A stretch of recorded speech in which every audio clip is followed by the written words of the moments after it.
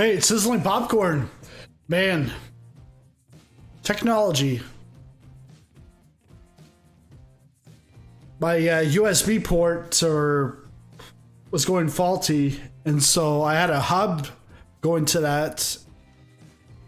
So I tried to fix it. All I had to do really was plug it into a different port, and it was fine. So we're back on the road. Just restarting the sim.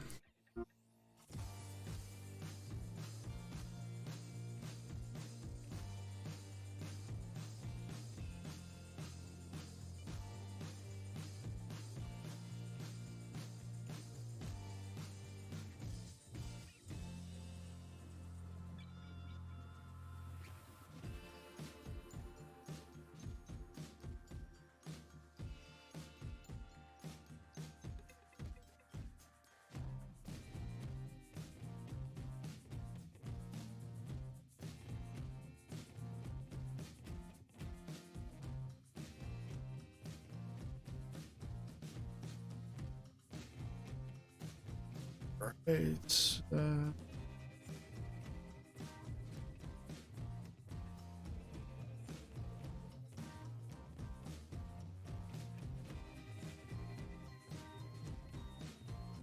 How's everyone else's night going?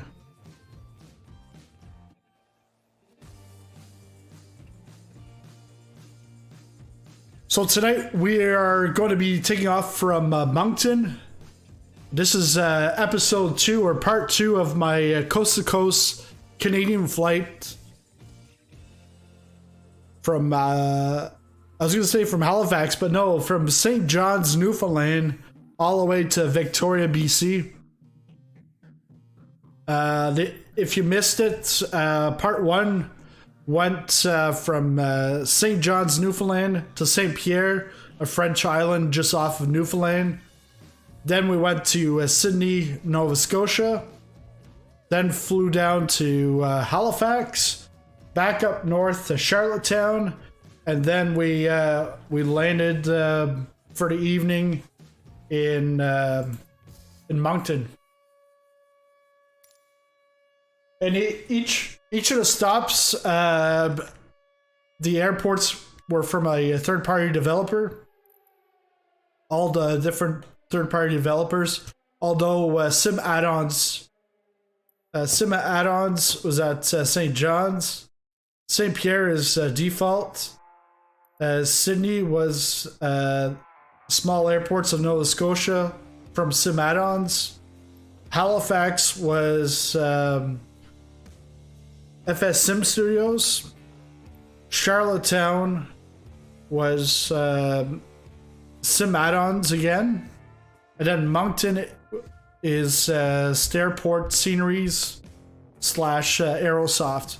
So now we're going to be taking off from Moncton. We're going to go to Quebec City, take a look at the Photogrammetry, but we're going to land in Montreal. We're not going to land at the big airport at Trudeau. We're going to go to Les Said. It's going to be our arrival. Even this, so whether you build out your plan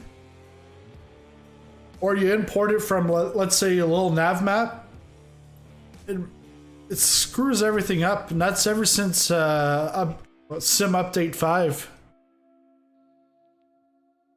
So it's not going to take us 4 hours, but on Monday, I was expecting it said 3.5 hours. I was expecting 4, and I ended up being like 6.25.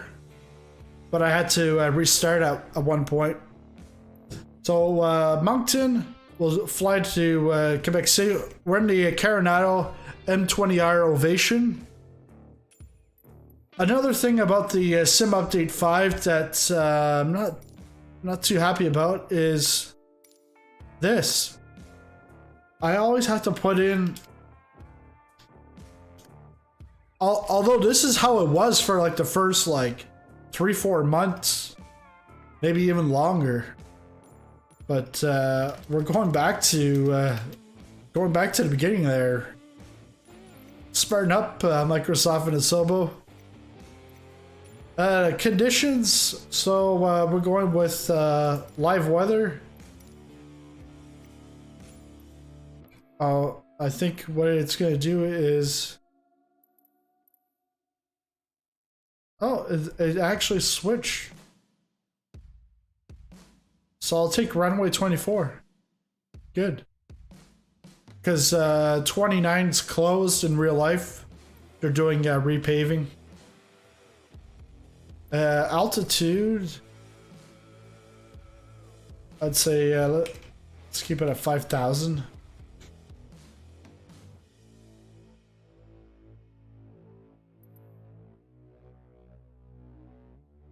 I'll be the cruising, and let's go flying.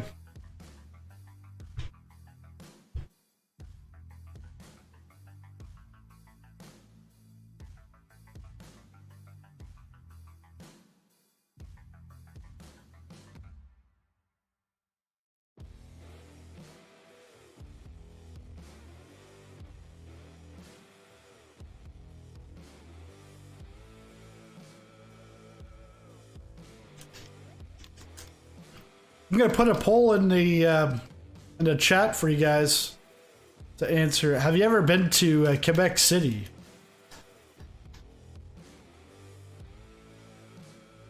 Yes or no?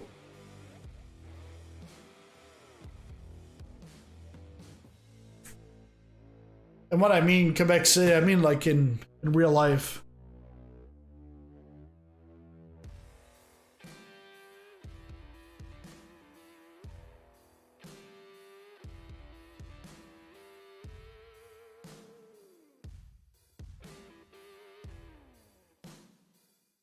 Hey Anna, how's it going?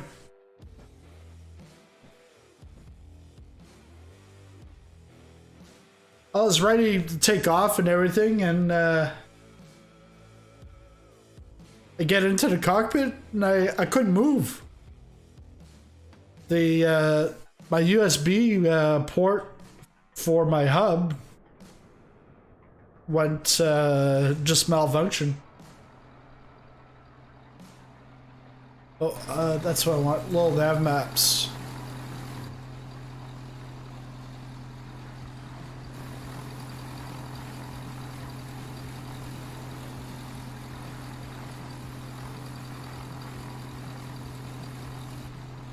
No, I don't use VATSIM, but I'd like to do it sometime. Because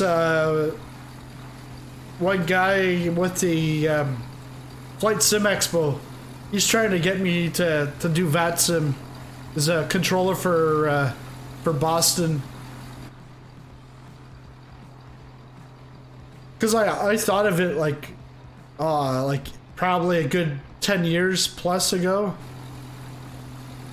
Just always like afraid of like what to say and fumbling on words and stuff like that. Yeah, a ton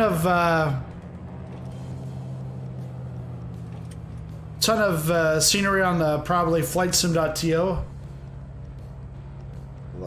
I'm just going to set the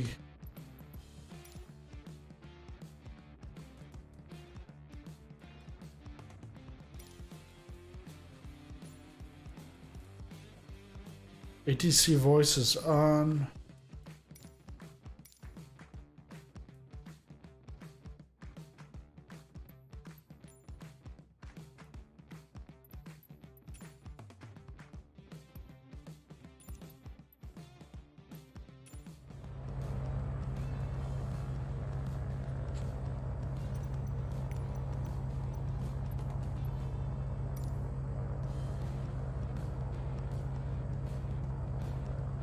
Oh yeah, I can't see that.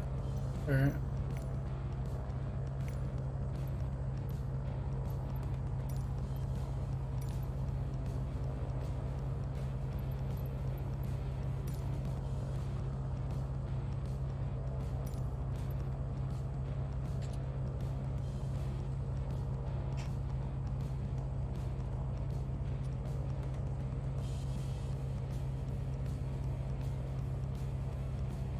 Rocky Go Boo.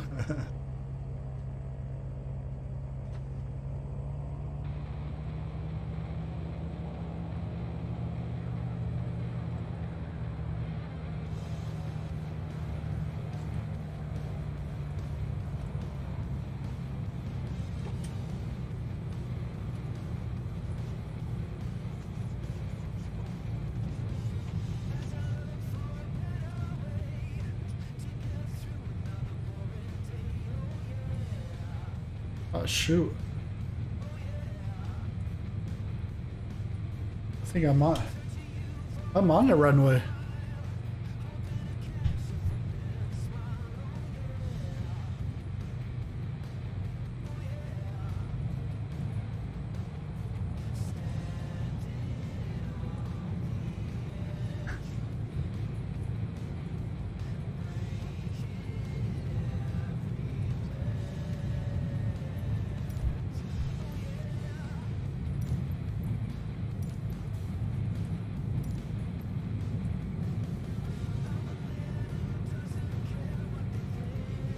Yeah, because I should have taxied around and turn around at here.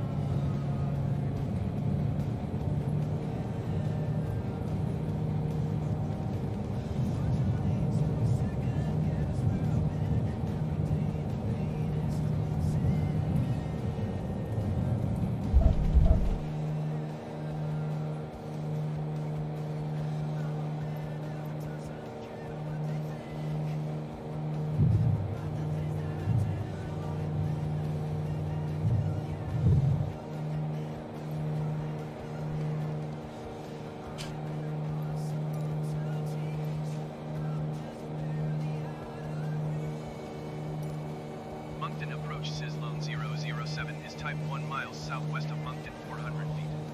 Request clearance to transition Bravo airspace. SizzlingPopcorn 007 Moncton approach. Squawk 4462.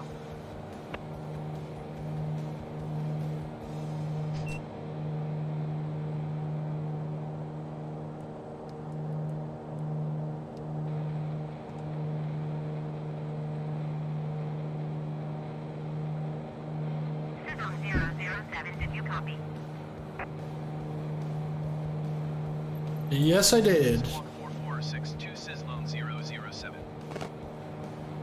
Sizzling 007 radar contact 2 miles southwest of Moncton, 1,400 feet. Cleared through the Bravo airspace.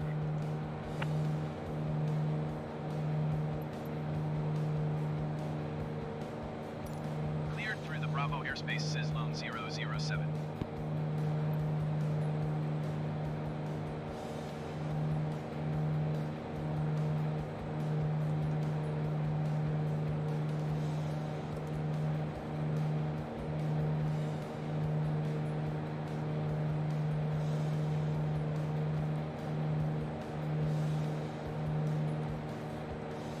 So it's what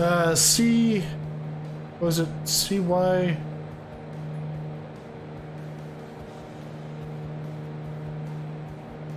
Yeah, CYQB. Charlie Yankee. Quebec Bravo.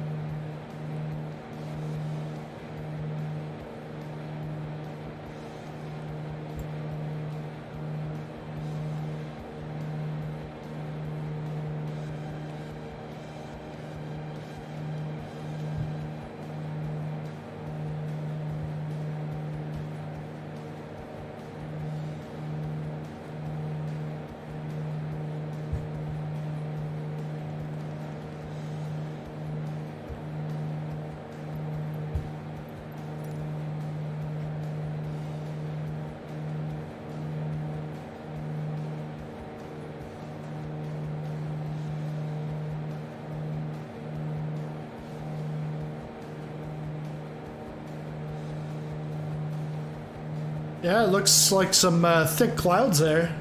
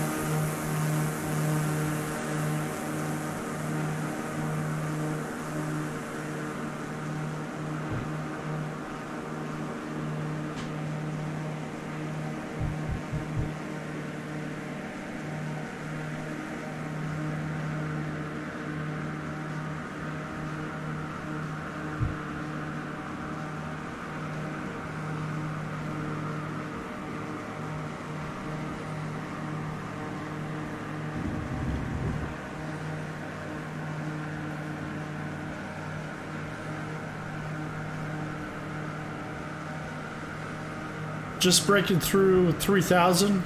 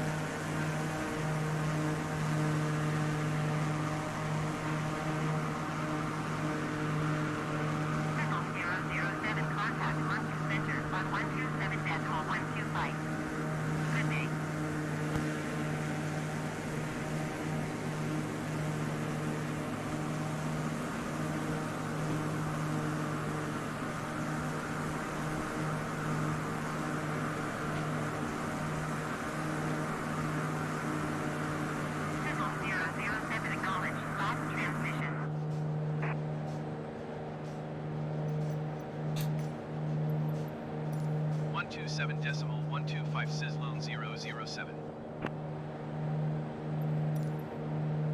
Moncton Center Sizzlone 007 4,400 feet.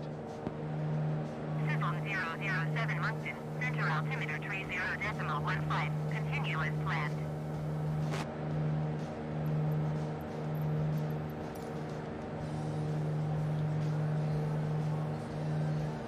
I want to see if how high these clouds are.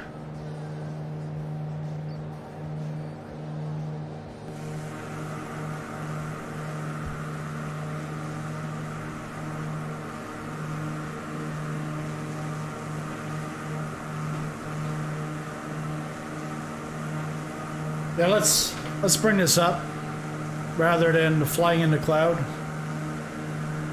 Because I've looked, could go up to 20,000. But I'll probably go up to... Let's go up to 15,000.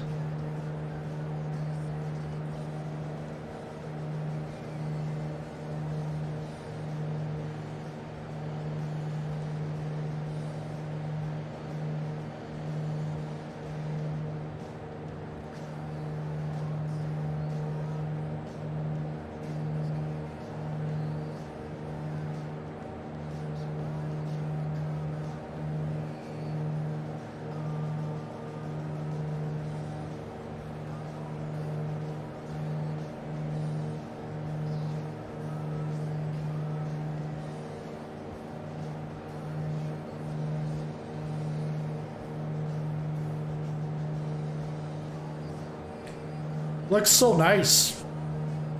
Flying just over the clouds.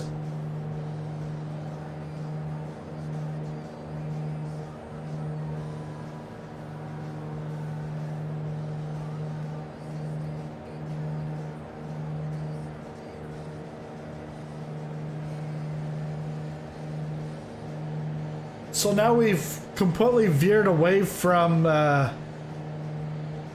but highway number 2, the Trans Canada.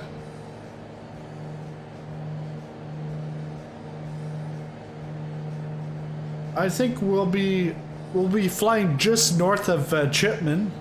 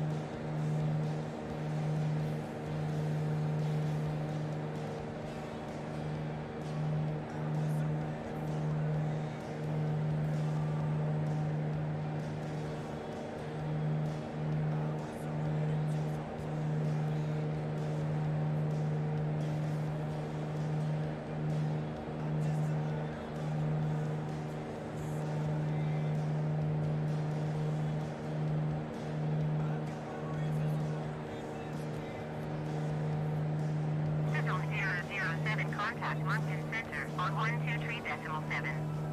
Good day.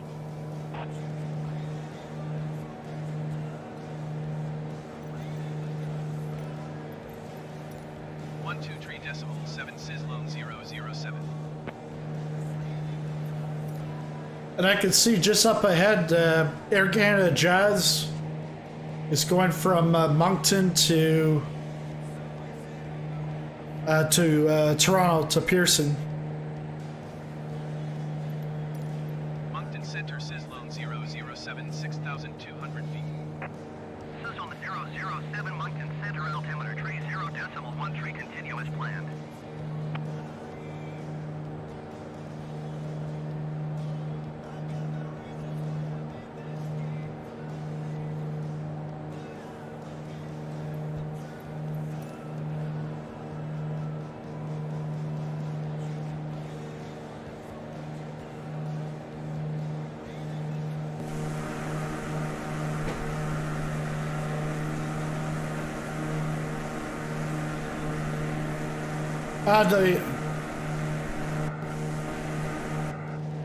The wing camera, it's just on my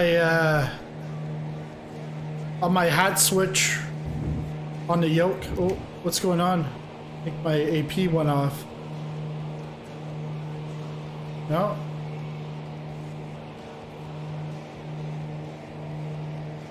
Overspeed.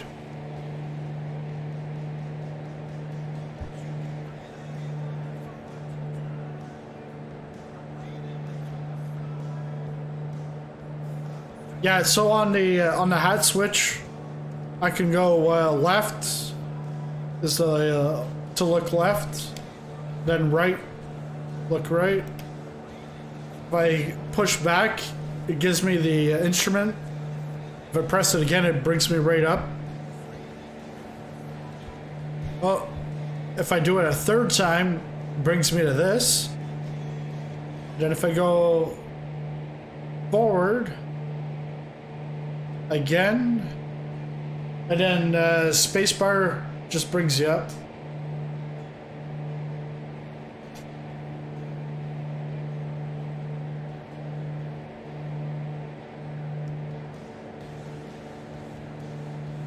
You would have to set it in controls.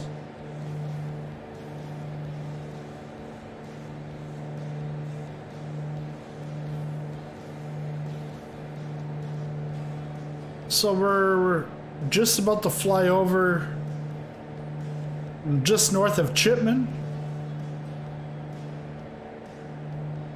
where you see the river. That river then goes into Grand Lake.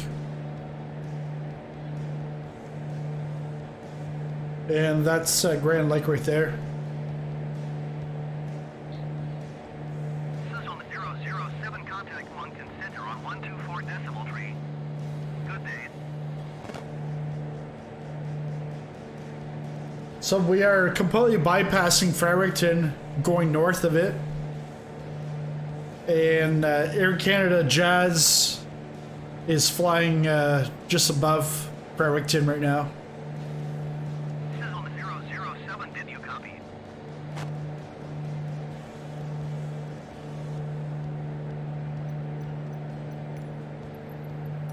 One two four decimal tree Sizzlone 007.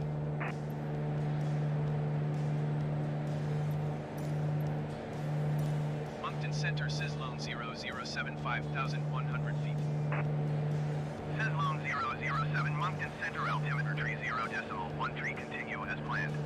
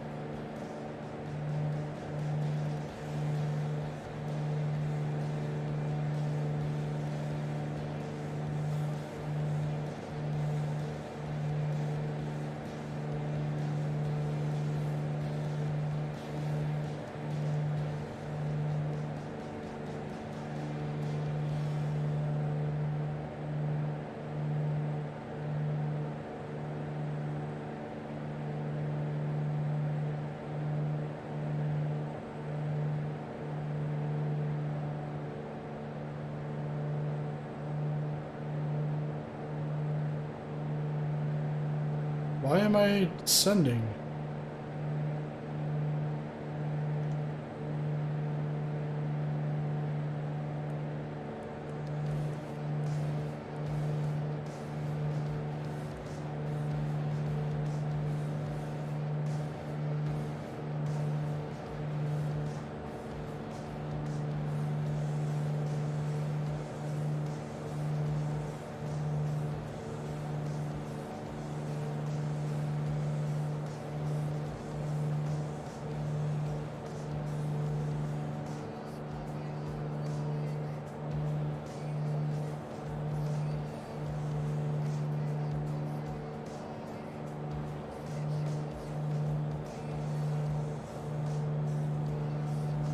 I think it actually might be best to climb up.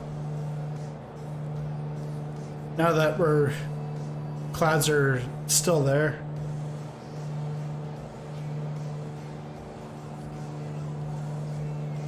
Alright, I'll be back in just a moment here.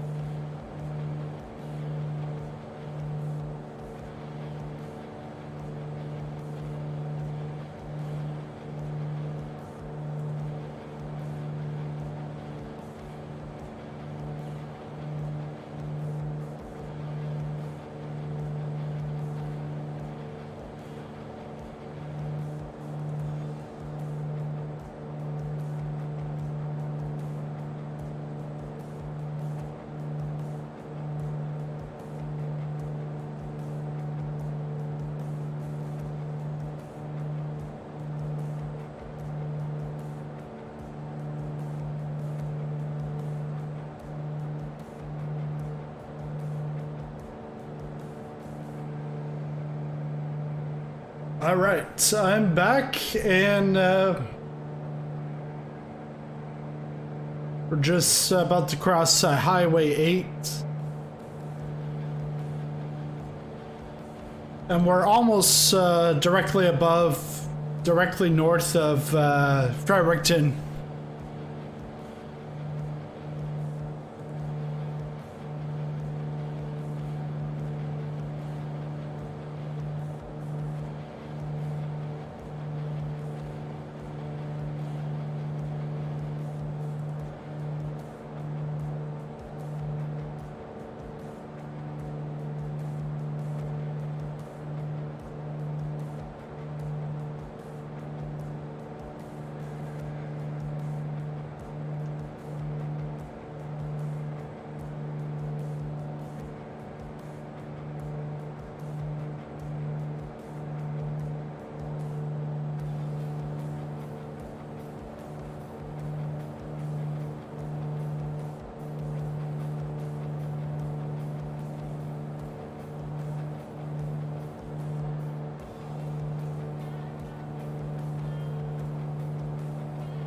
Campbelton.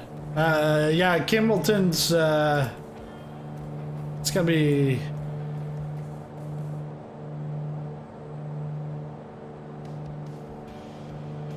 Yeah, I'd have to go up north right away.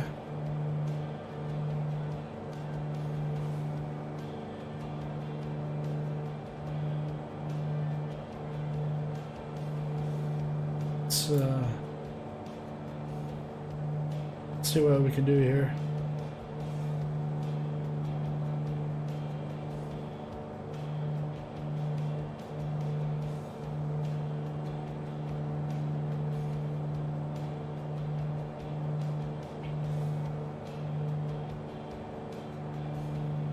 Yeah, go into Charlo.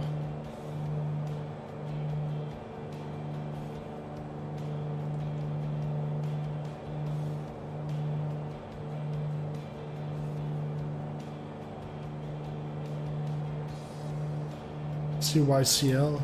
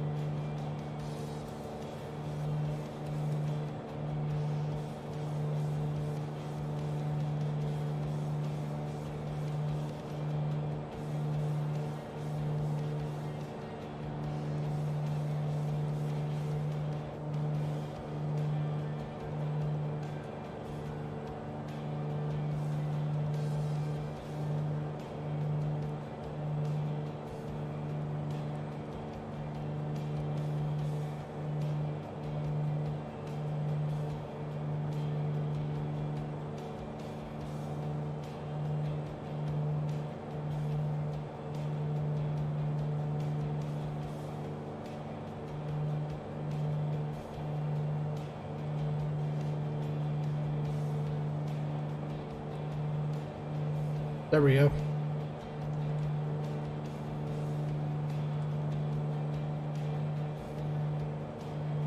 Yeah, so Anna, we're gonna turn up, go north, up to Campbelton and Quebec City.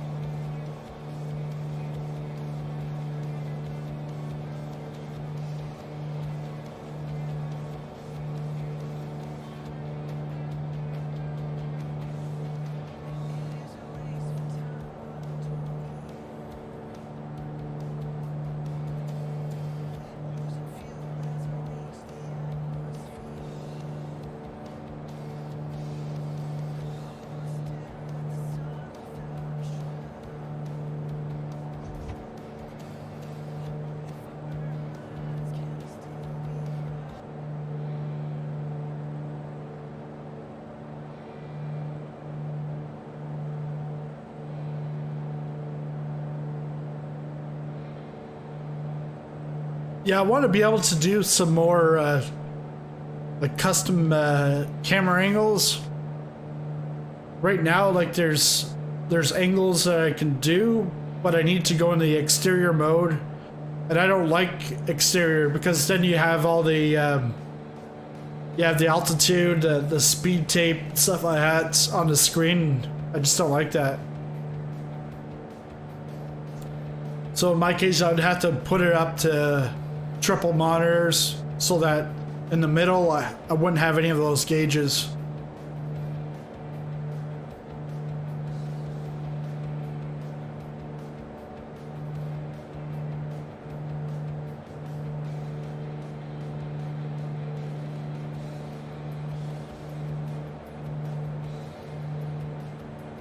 Yeah?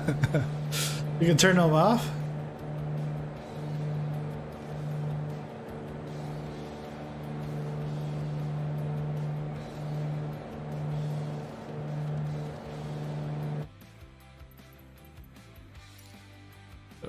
Camera.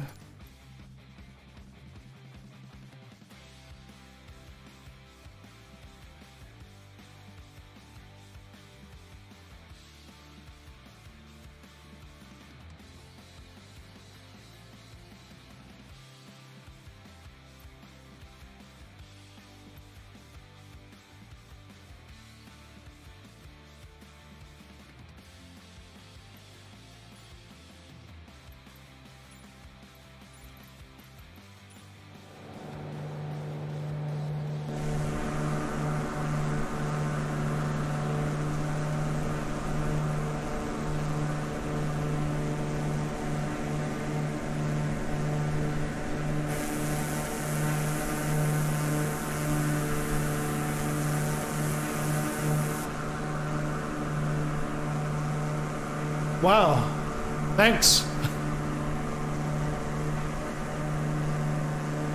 I didn't know that. But I also wasn't looking for it because last year I was using the triple monitors.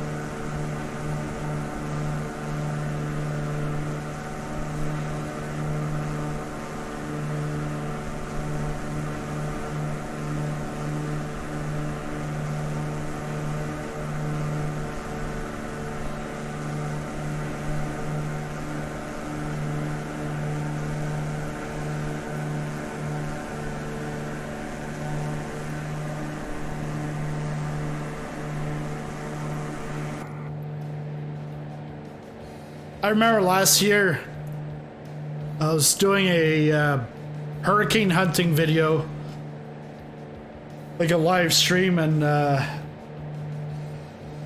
forget the name of Hurricane Sally or something.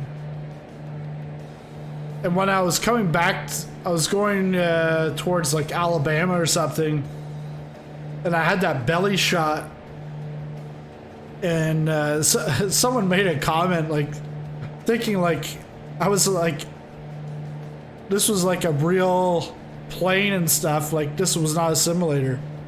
I'm like yeah, we just finished our mission. We had to go rescue some people in the hurricane, take them out, and we're now on our way back to the base. And they're like, oh, God bless the person in the helicopter. And I'm like, what helicopter? It's because they saw the belly shot and they thought it was like a helicopter. And again, they thought it was like real. I was like, they must have been smoking something.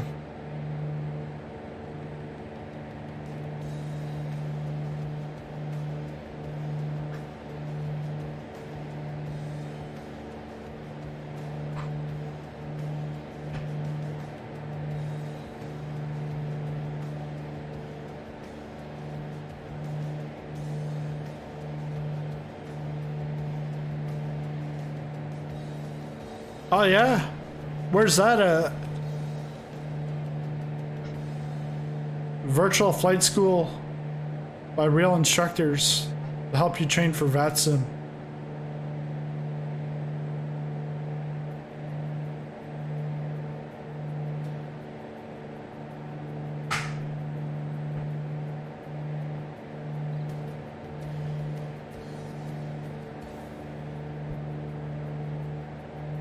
VATSTAR it's called, okay. I'll have to check that out.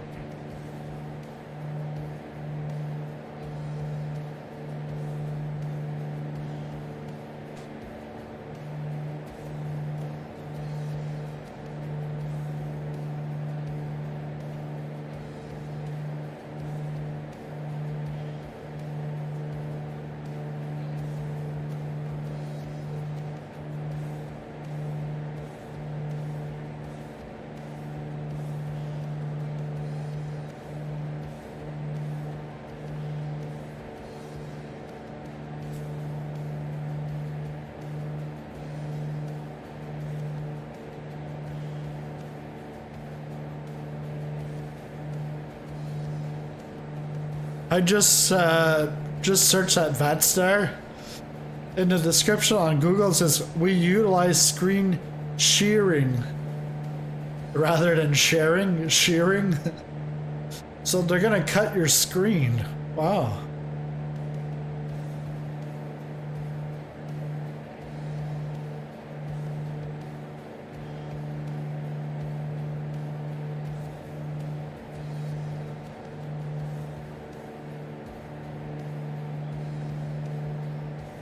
Over 6,000 members, 15 instructors, mentors, 2,000 certifications.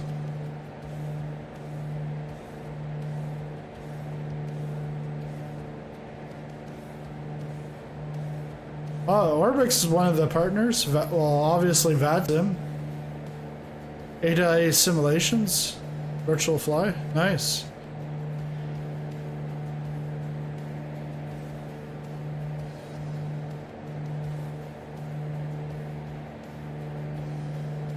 Yeah, they definitely made a typo.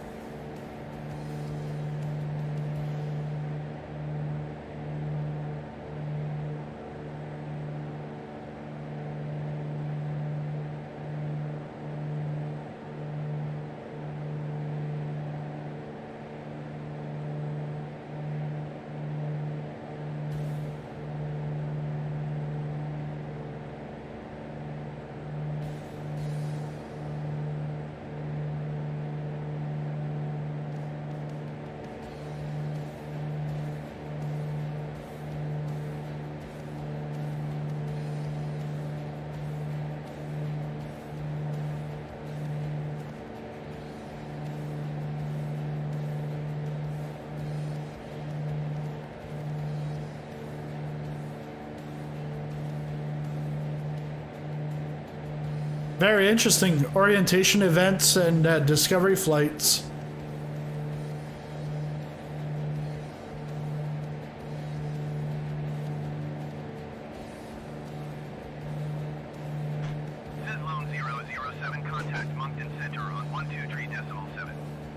Good day. Alright, let's get back to ATC. 123.7 Sizzlone 007.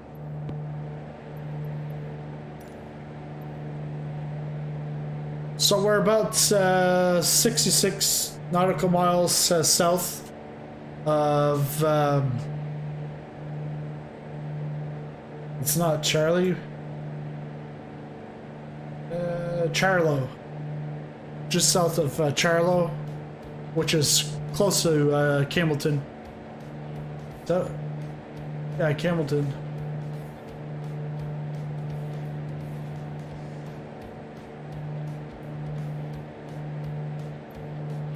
Moncton Center, Sizzlone 00710,000 feet. Sizzle 007 Moncton Center, altimeter tree 0.13 continuous planned. Sizzle 007 contact Moncton Center on 134.25. Good day.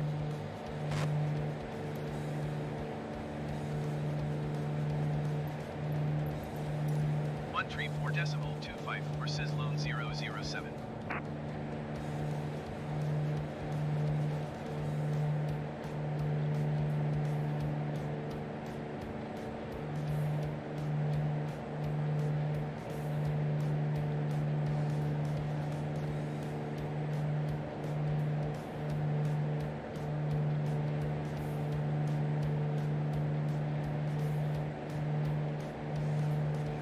I haven't tried NeoFly, but NeoFly you've got free version and you got paid version.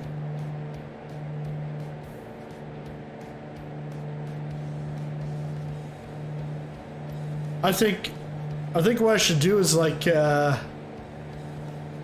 take like a week and just like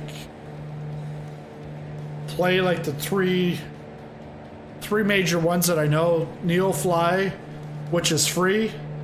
On Air, which is subscription, and Parallel 42's Sky Park, which is paid but not subscription. It's one time,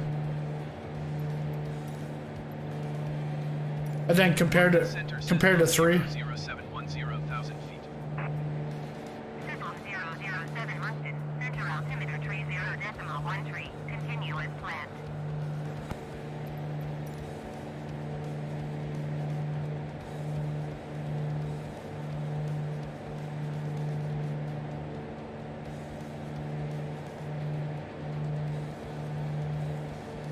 I think we're gonna have to go under the clouds if we're gonna see Campbelton.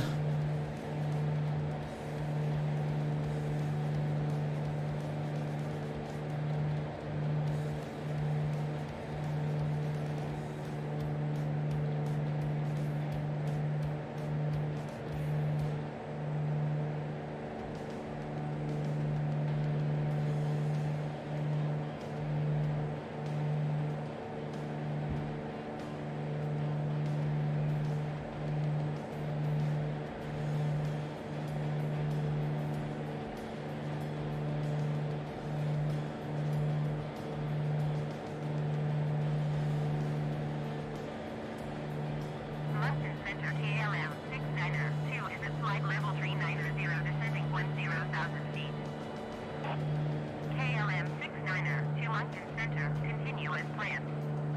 Yeah, don't forget if you're enjoying the stream, make sure you smash that like button.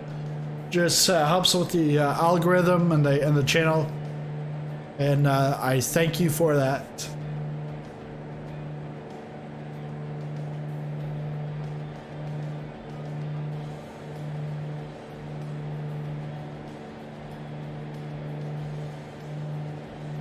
Yeah, it looks pretty nice up here.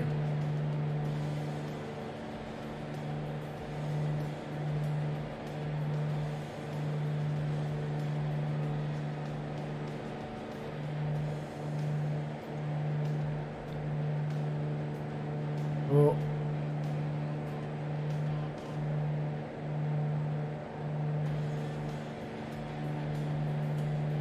Yeah, really no more clouds up higher.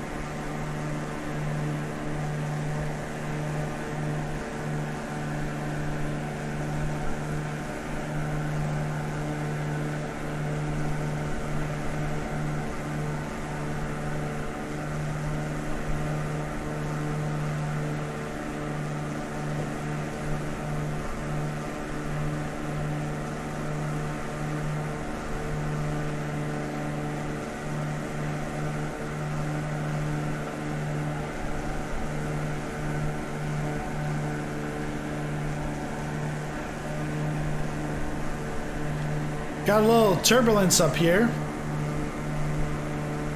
Some wind.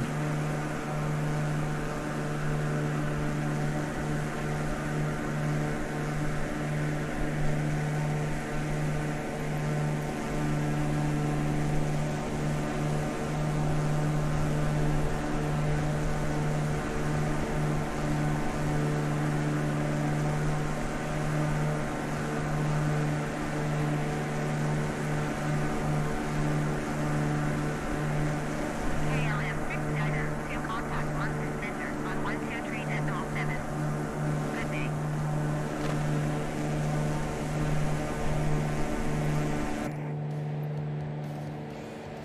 Was she calling for me? Going to 123.7 KLM 69er 2. KLM, yeah. KLM is on the KLM's going east.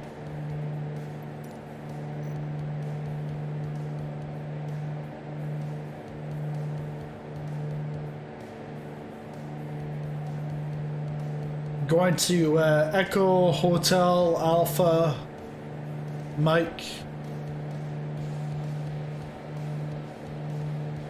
I wonder if that's Amsterdam?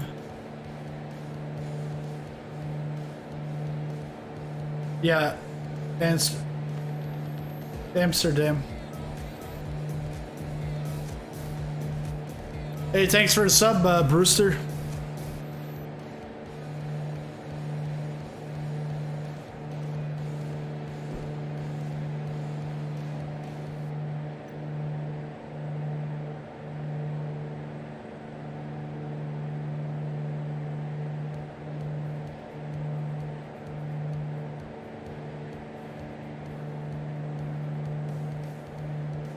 Yeah, and Bathurst is not in the sim, but you can get it from flightsim.to.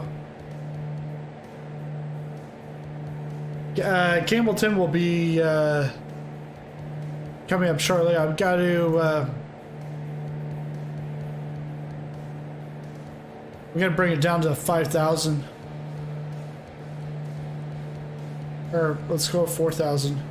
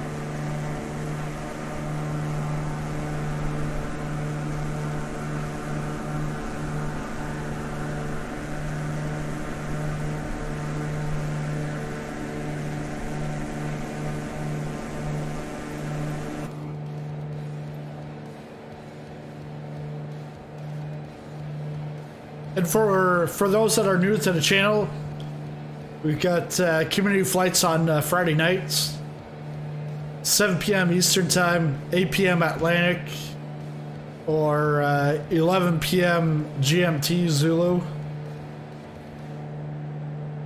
And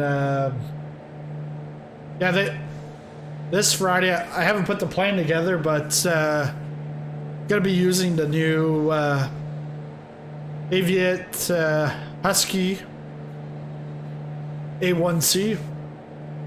Gonna be going probably, I think, Idaho. I want to say Johnson Creek. I'll try to find a nice bush path out there. But if you don't have the A1C, you can always bring your X Cub. If you want to put it on floats or Tundra tires, you can do that.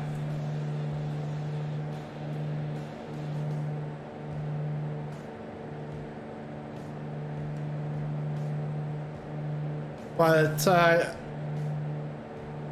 I think I'm gonna try to find some airstrips that are real close to the water, so that you have the choice whether you want to land on the water or on land.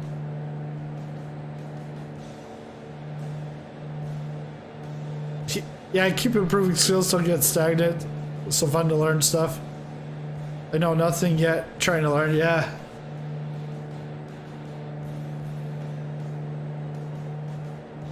Well, someone corrected me in the comment section of the first attempt of this stream, because I said runway 29. He says it's not runway 29, it's runway 29.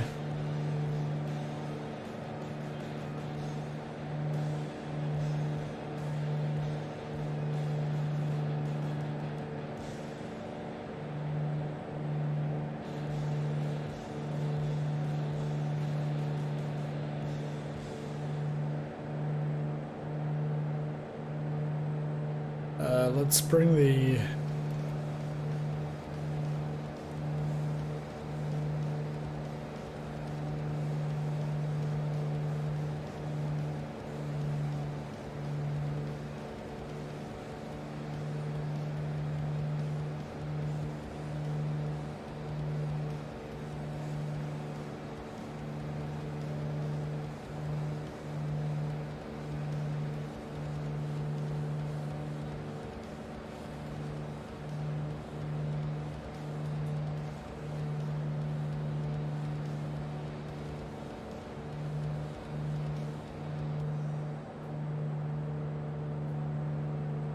It's because pilots can't count past 10.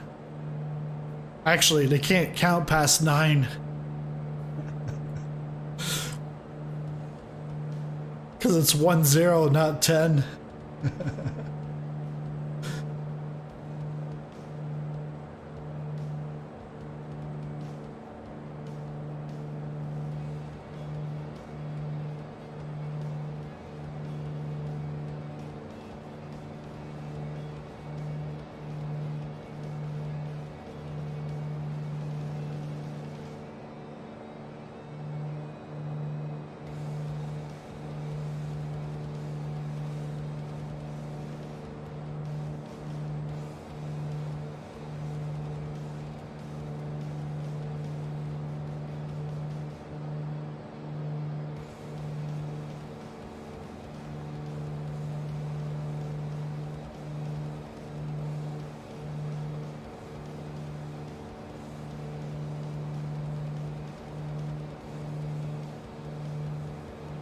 Yeah, 9er, yeah.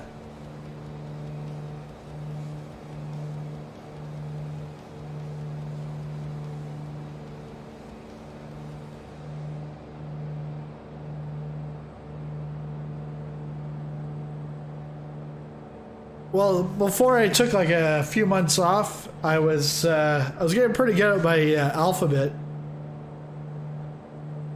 because the guys made me learn it. Because the guys I fly with in the community flight, they're some of them are like, like 787 pilots.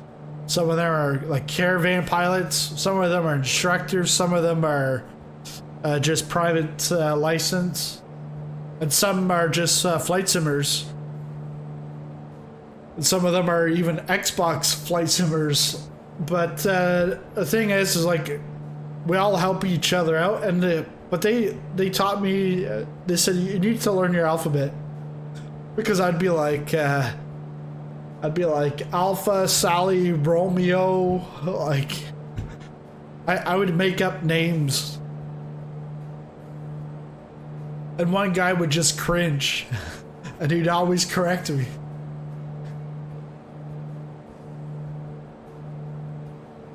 All right, let's get this back to 4,000.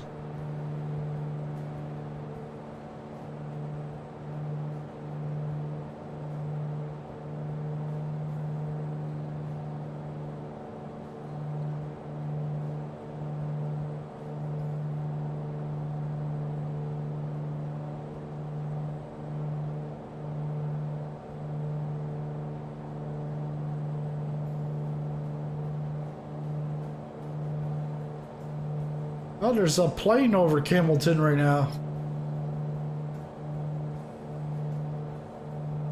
United Airlines 815. They're off to Dulles, Washington.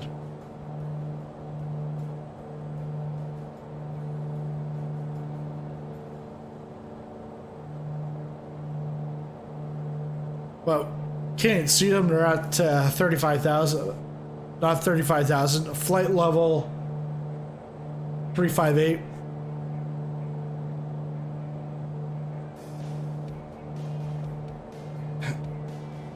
Yeah, or I'd say like Sally, Jesse, Raphael.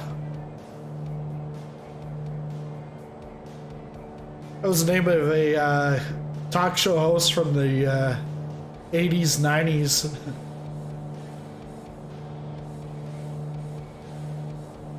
All right.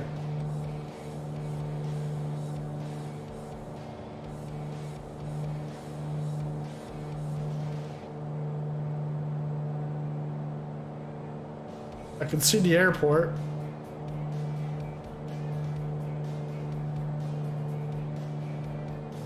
We're gonna take the nav off. Let's go to...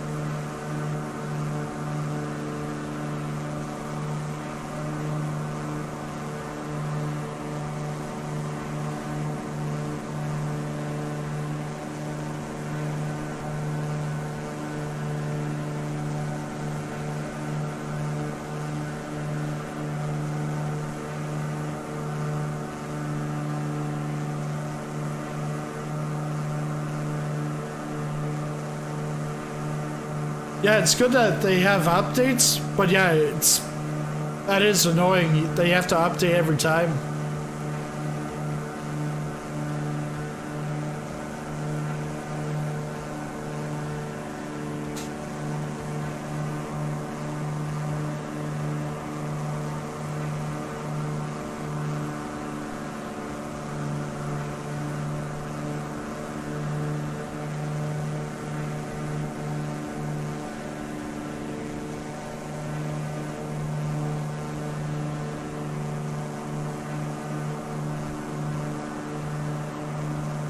Yeah. That's a lot of trees.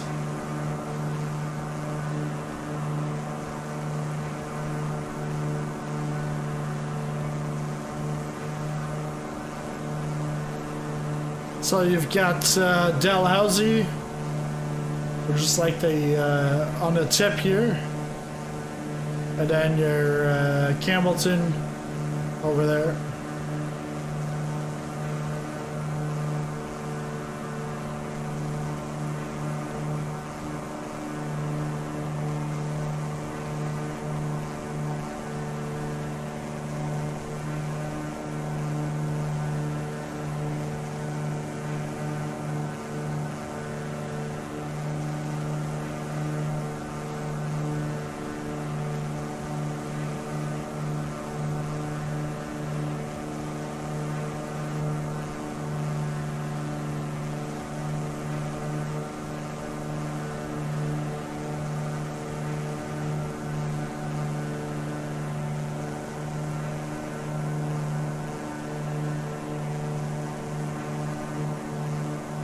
Yeah, I've never been to Campbelton. Actually, I would have gone by there a couple of times by train. So I think the train goes into Campbelton.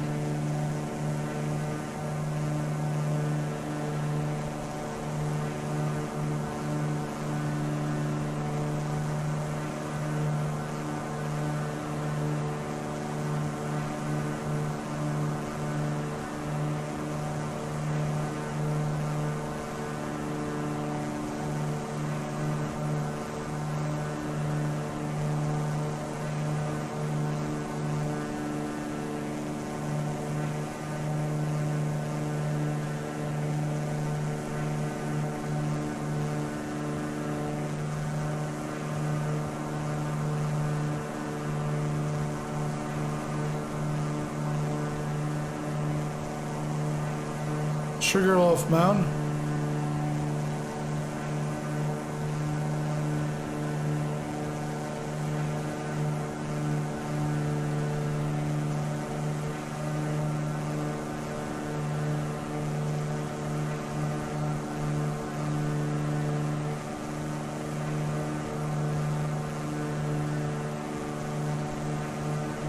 And Dalhousie, that's where Dalhousie University is. Just kidding.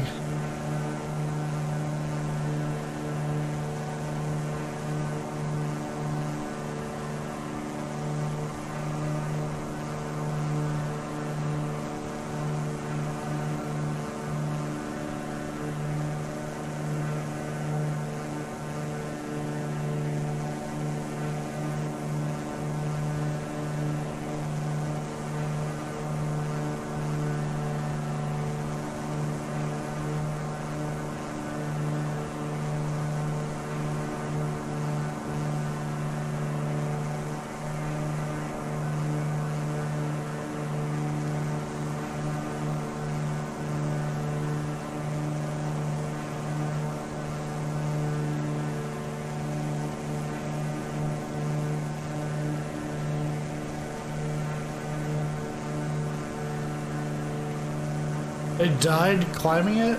Wow. It's like Mount Everest.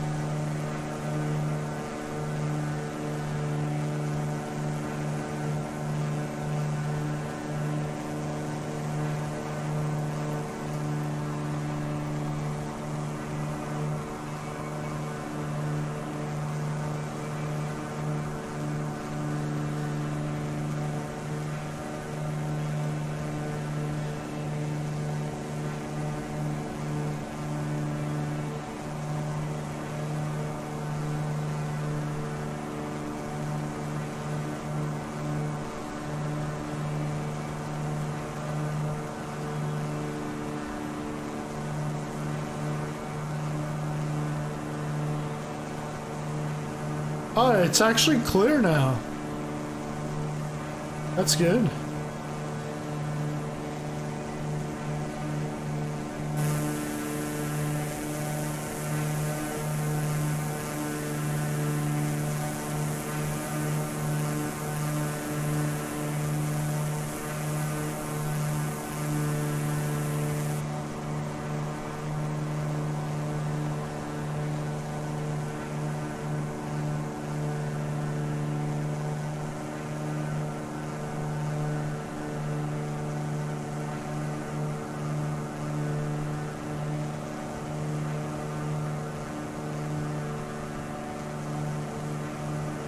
You can see someone flying down there.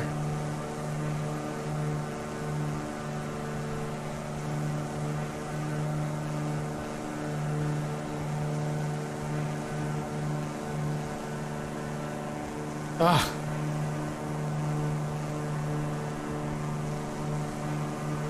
I think it's just my screen. It's like a piece of dirt on my screen.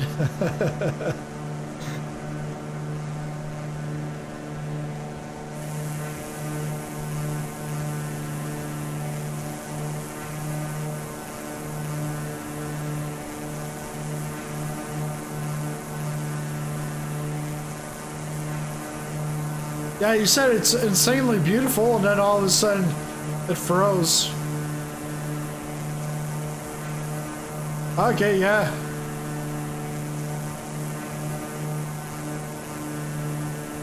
Yeah, it looks nice up here.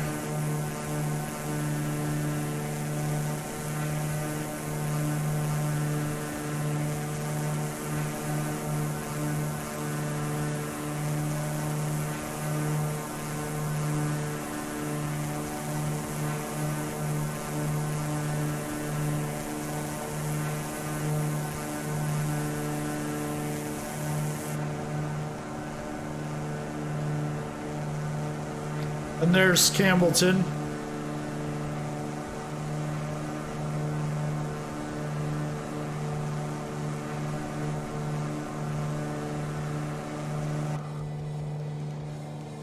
Alright, let's...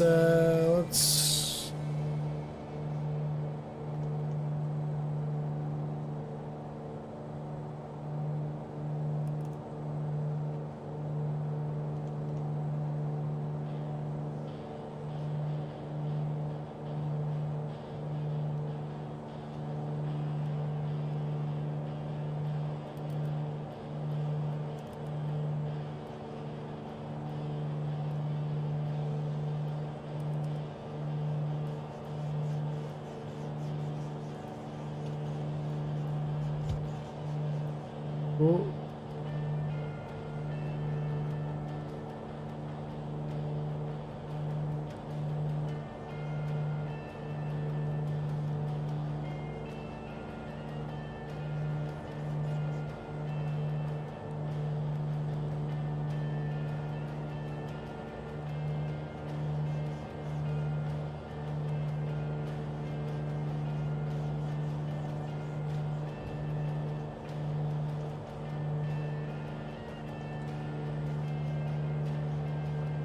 It's so hard.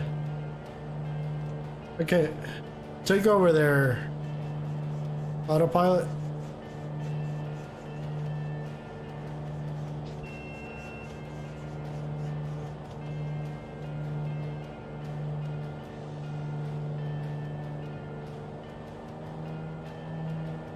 I think it's probably because I didn't have enough fuel, or...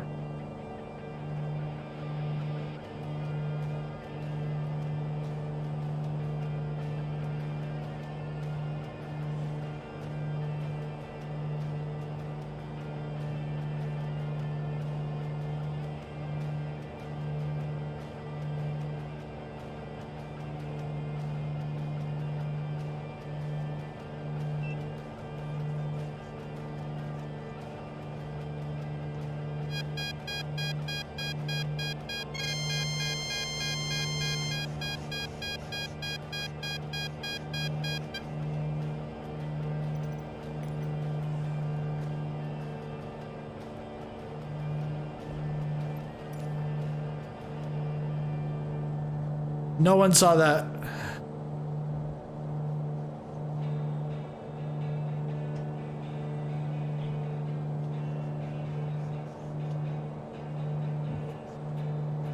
It really wants to bank. But what does it want to do here?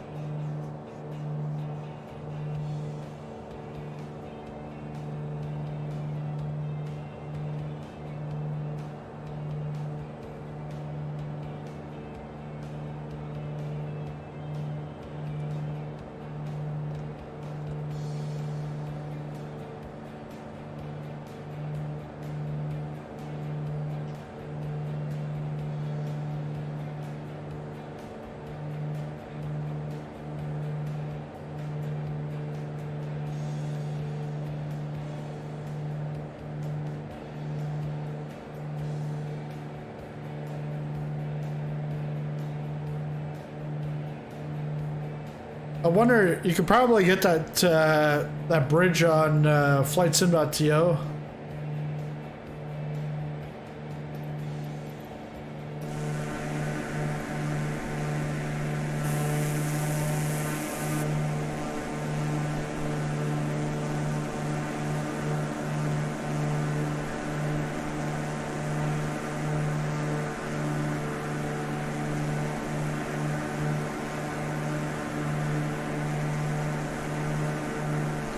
Hey, open up the door.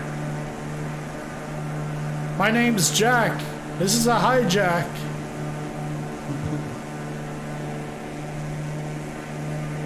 Squawk 7500.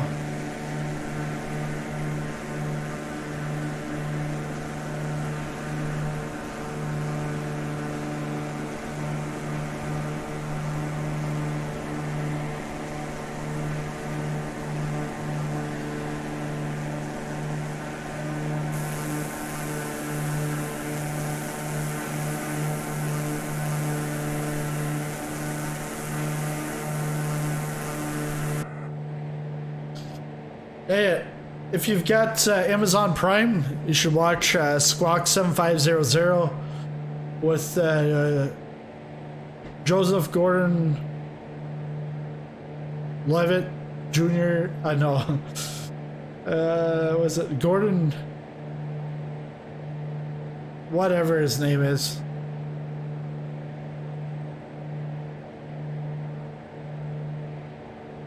River. Yeah, the new update has improved performance big time. It's increased FPS for me, and it doesn't bottleneck on the CPU. It would bottleneck on CPU, but I would still have CPU usage.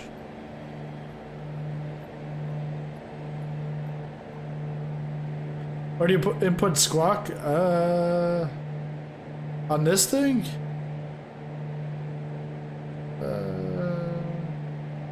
Good question.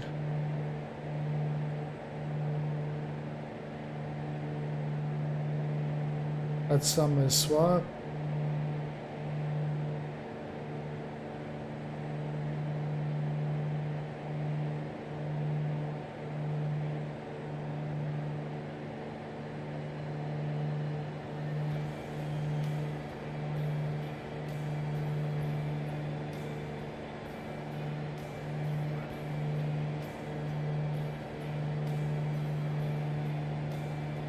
Comms? No.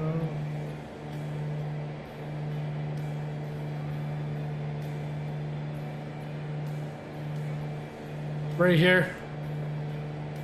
Should be right here. Yeah, your transponder.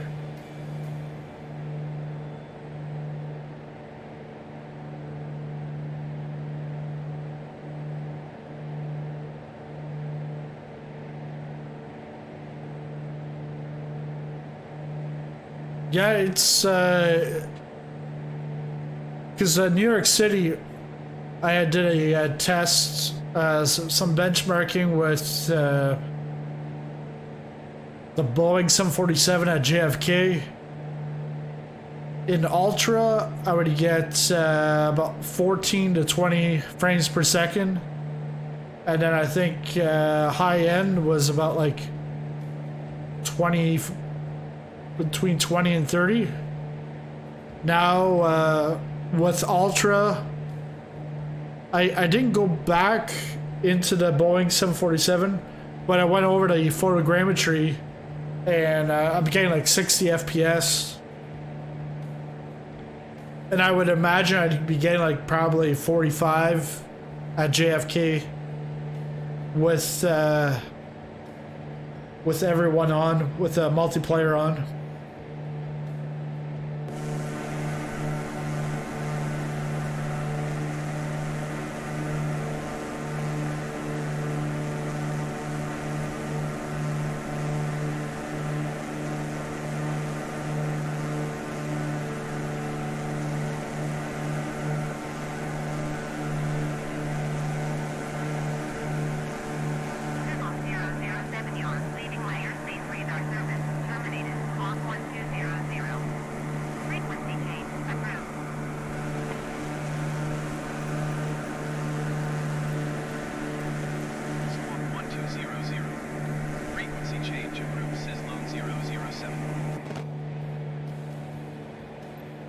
Tuning into Montreal Center. Montreal Center, Sizzlone 007 is type 21 miles northeast of Charlie Delta Victor 25,000 feet. Request flight following. Sizzlone 007 Montreal Center. Squawk 7777. I have DCS, but I haven't played that in about 2 years. Squawk 7777 Sizzlone. It was just way too complicated. Sizzlone 007 radar contact 20 miles northeast of Charlie Delta Victor 25,200 feet. Altimeter 30.10.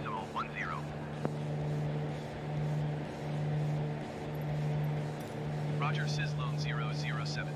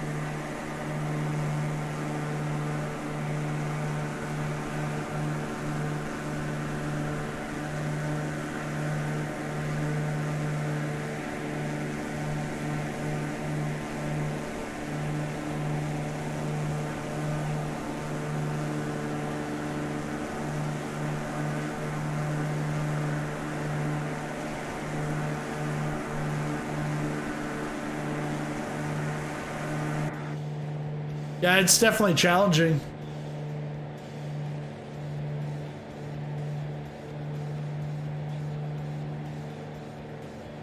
Because I'd go in there with my racing team and play around that, but then you'd go on servers and then guys would do like friendly fires and stuff like that.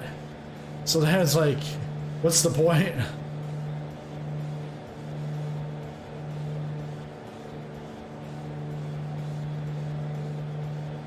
There's always someone to spoil the party.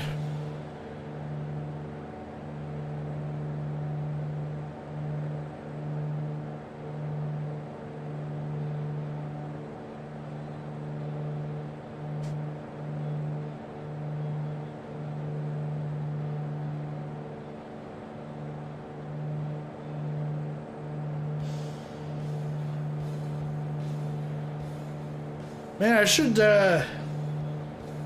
take a plane home. It'd be a lot quicker than driving back to see my family.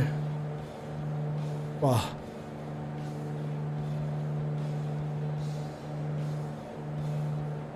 Oh yeah. Anybody want to go skydiving?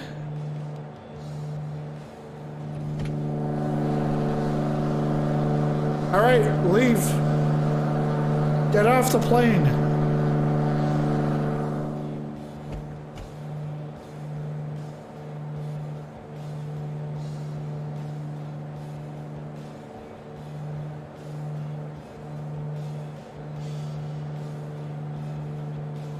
One 180.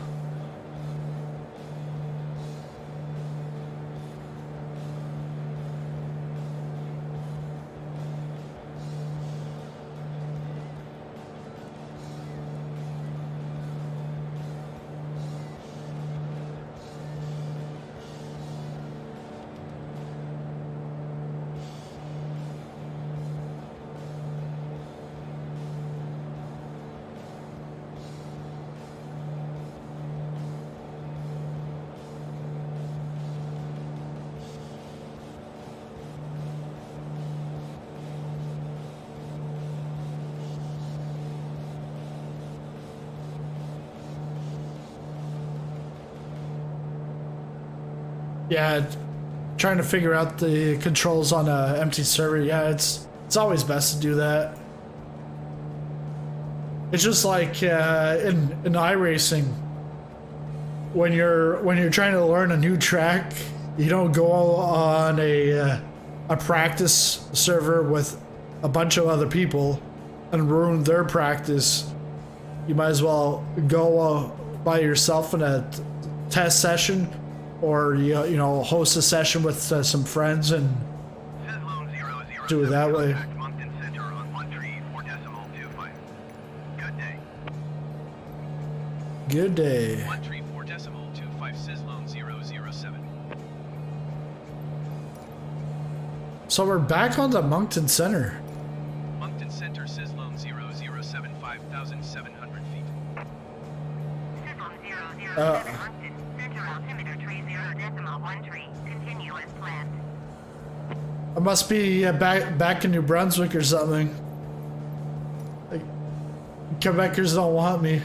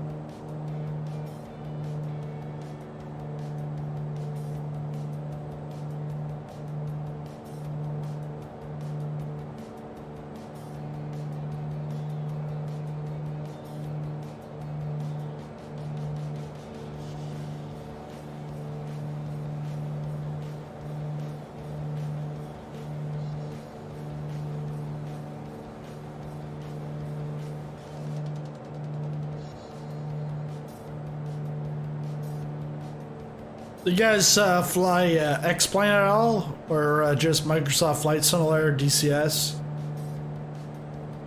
What else do you guys do?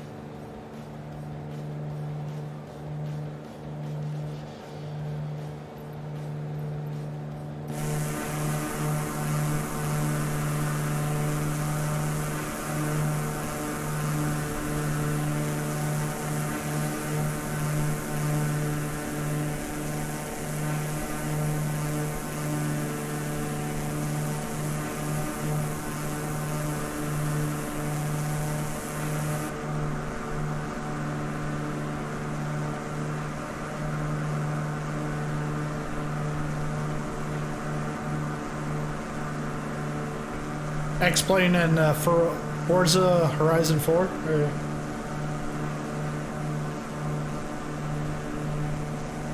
Yeah, I saw the previews for some preview shots of the trees in X-Plane 12.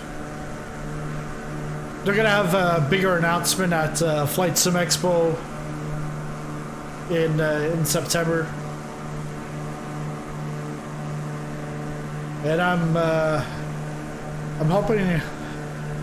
hoping I convince my wife to let's go down to San Diego. My birthday weekend on top of that.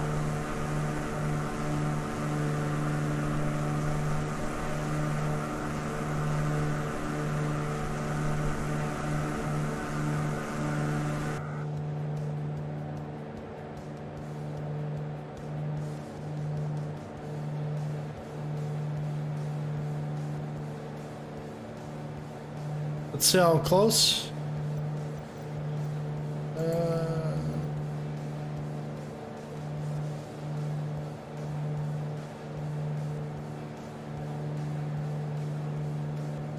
I'm just over an hour from Quebec City, and then Quebec City to they said on the other side of Montreal. Shouldn't be that long.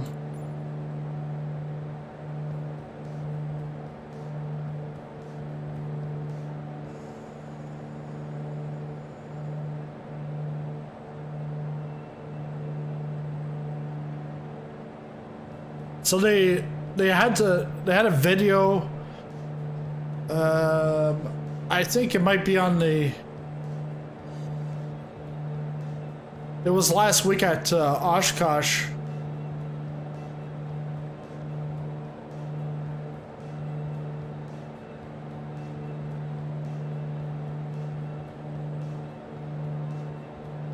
I think Flight Sim Association might. Because there was Evan at the Flight Sim Association that did the interview.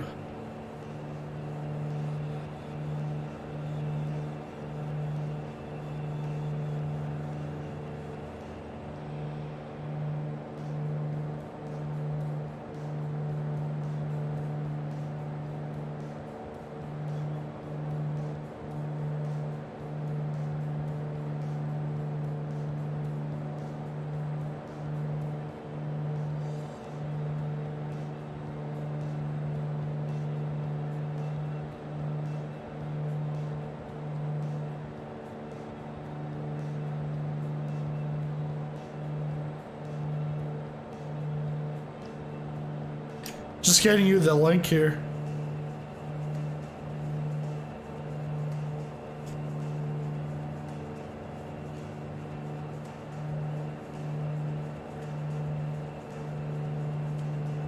And it's actually the last webinar, July 29th, X-Plane Past, Present, and Future.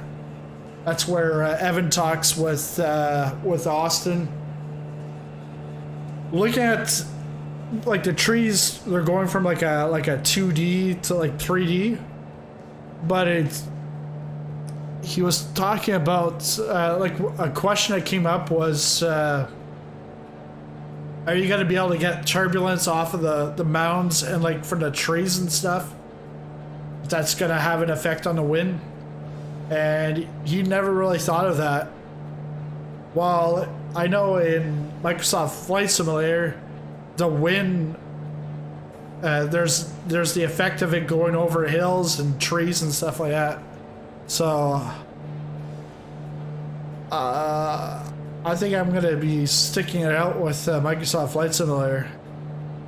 It's just, for me, it's visually appealing, because I'm not a real pilot. So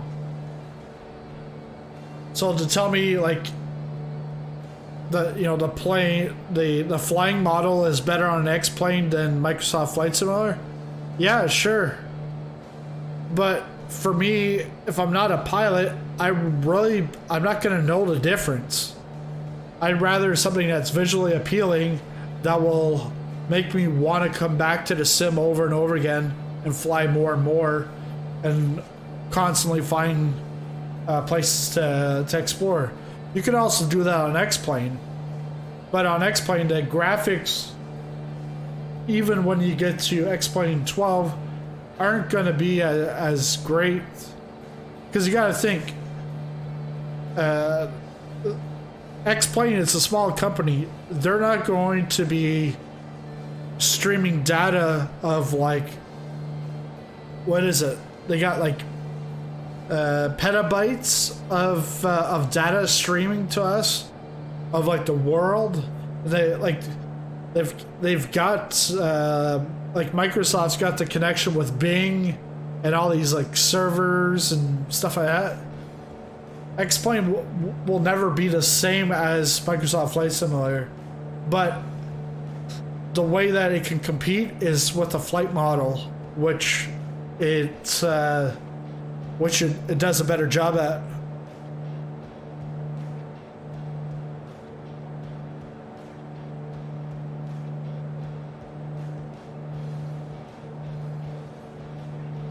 Yeah, and like a lot of people, they complain about like how a DLC is, $20 for an airport, $60 for an airplane, and they're like, well, why is it so expensive?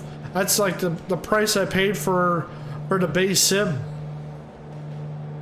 Well, it's like, okay, yeah, but how many copies of the base sim has Microsoft sold? Way over 1 million. And then when it comes to Xbox, it's almost like, you double that amount roughly. So they're making like,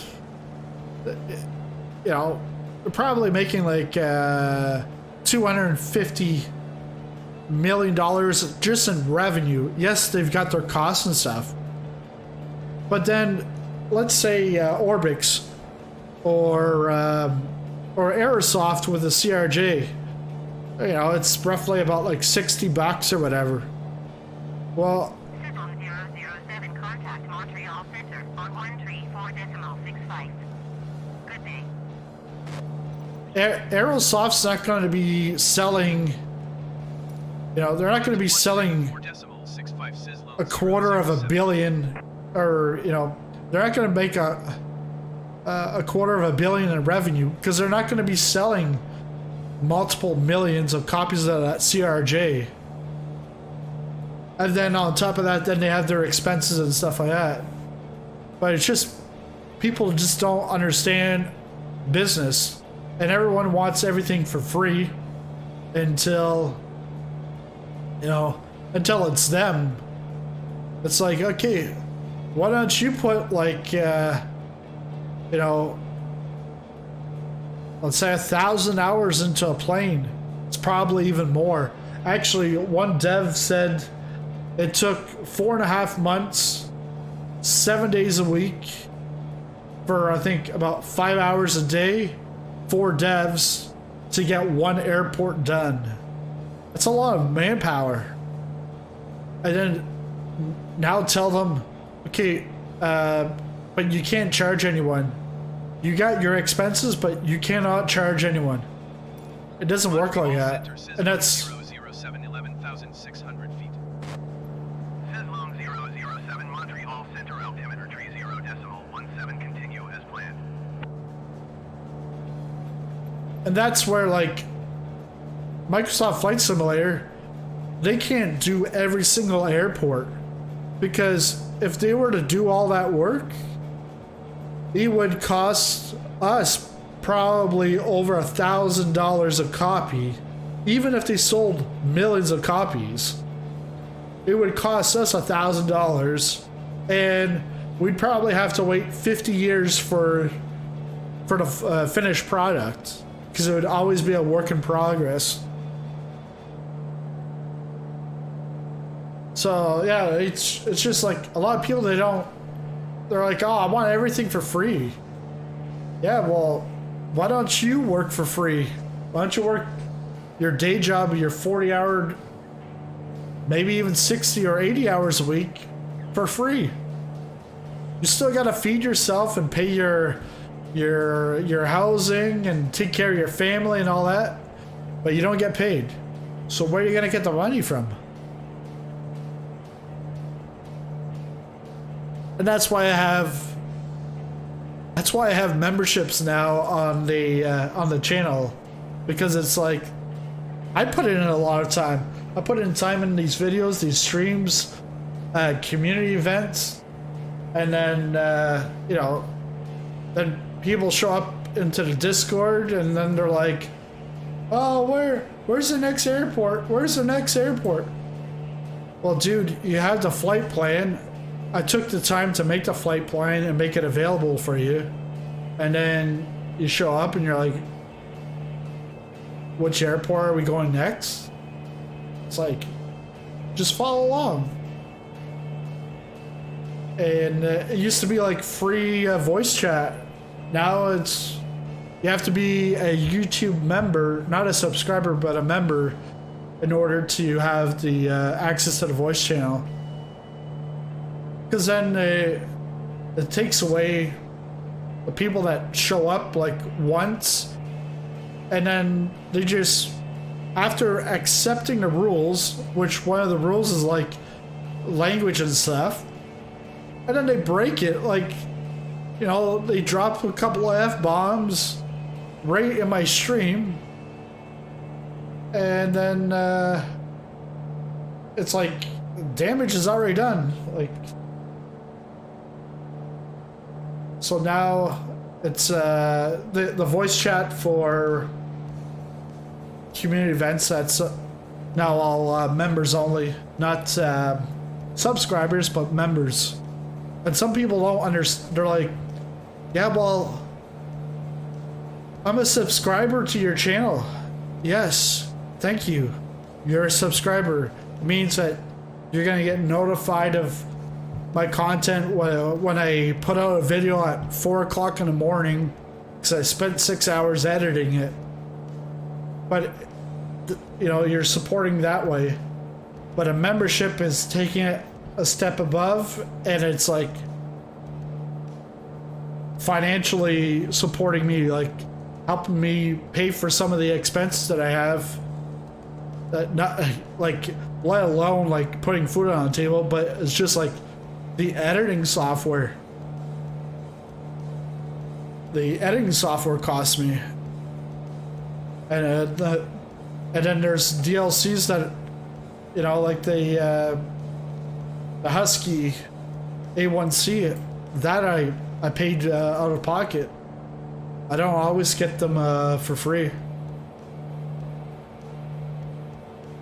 So so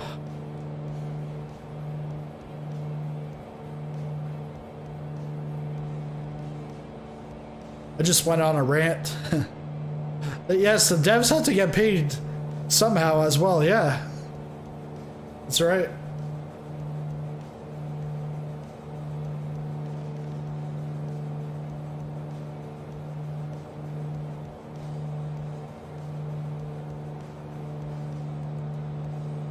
Because the other thing is like that $60, let's say for the CRJ from Aerosoft. Well, you know, let's say it costs them $50,000. I bet it's a lot more than that because of labor and stuff. But let's just say $100,000. Well, at $60 a unit, how many units are you gonna have to sell?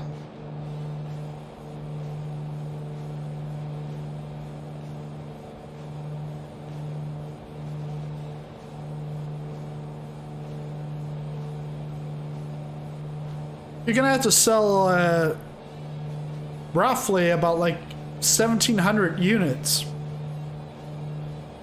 just to break even. That's not profit taking. And some people are like, oh, the $60 is like, these guys are like gouging us and they're taking profits. Actually, in a panel discussion that I hosted a couple of weekends ago, Anna, the CEO of Orbix, said that some of their projects don't even break even. Like some of the airports and sceneries that they make don't break even. And then there's some that really do good, and those pretty much offset the ones that don't do so good. But they do them because they know there's interest in that airport, and you know, they want to help out the community.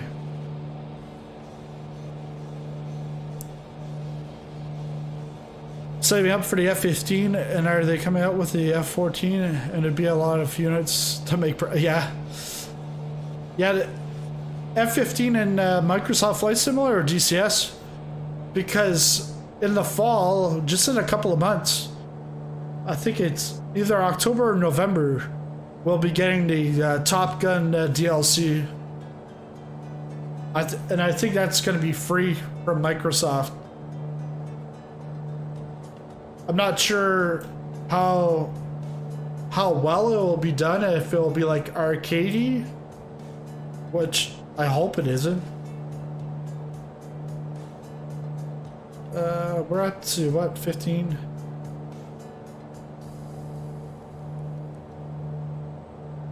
I'm losing my speed here.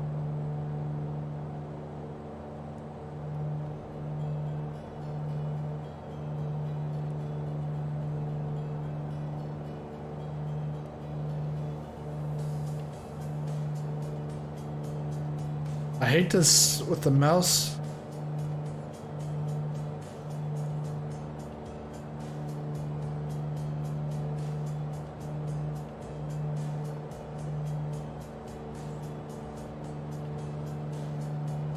It's so annoying.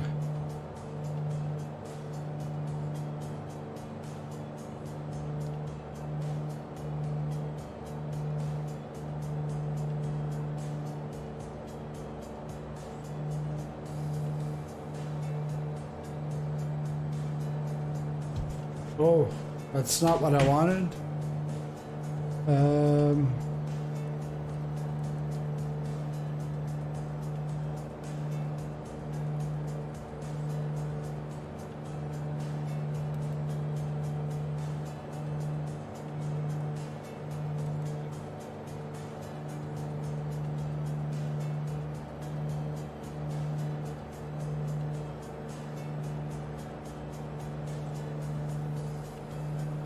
Thank you.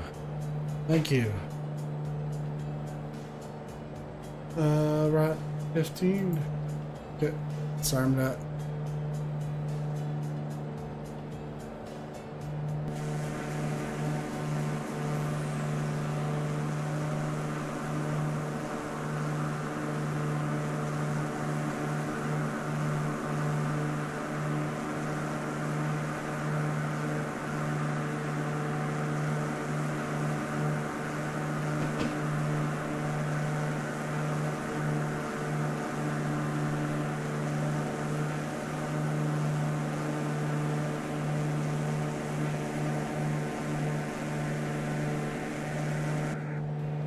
Yeah, and the reason why River, why the DCS planes are more expensive is because they're like high fidelity. They're like pretty much like study level.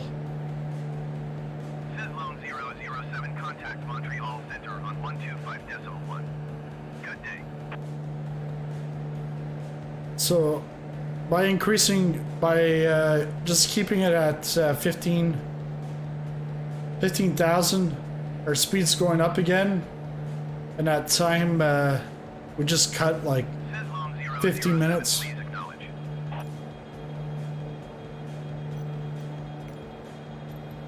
125.1 for Sizzlone 007. Montreal Center, Sizzlone 007, 15,000 feet. Sizzlone 007, Montreal Center, altimeter 30.17, continue as planned.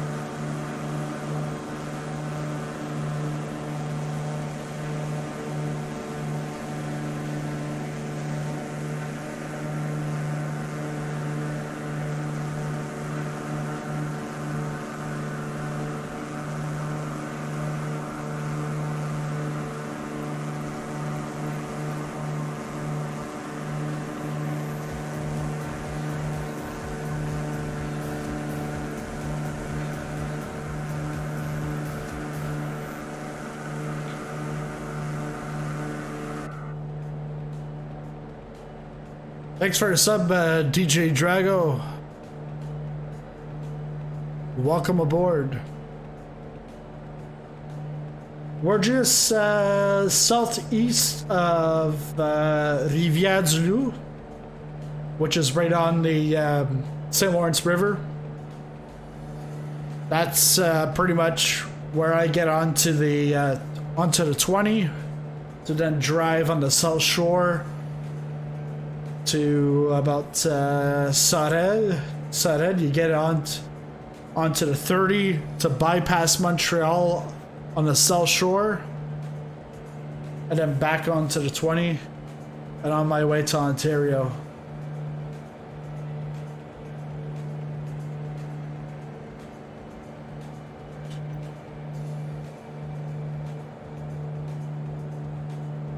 Let's bring that map back up. Yeah, so this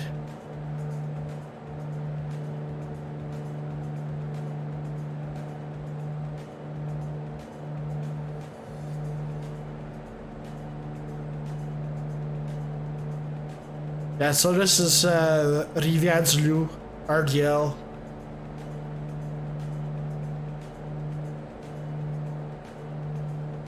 Wolf River. That's how it translates. Or River of the Wolf.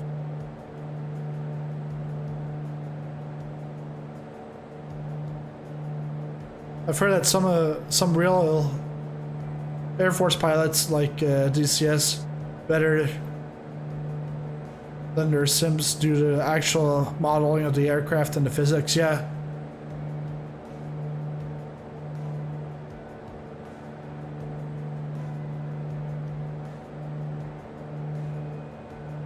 Because it's sort of the same thing with when it comes to racing, and in iRacing, it's iRacing. I would say it's like X-Plane, where the simulator is much better than what you can get elsewhere, like the modeling, but the graphics might be a little subpar compared to the rest. Because like, you know, if you compare like a NASCAR iRacing versus NASCAR Heat 4 or 5, whatever one they're on now, The thing is NASCAR Heat 5 might have better graphics, but the gameplay is shit. It's actually gameplay. It's not simulation. It's arcade.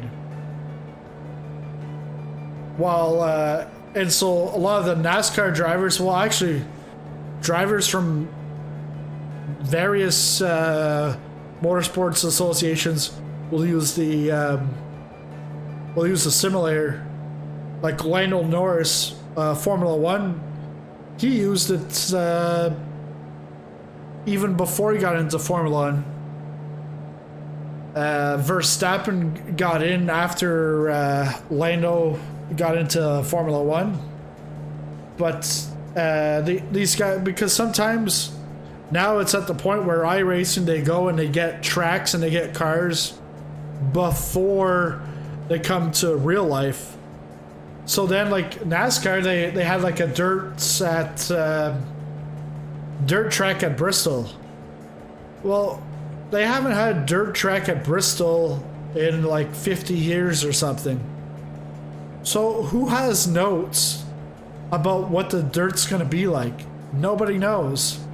So iRacing was able to get a scan with the dirt, and then the drivers were actually trying out the cars in a simulator because they. 007 contact Boston Center on 124.75.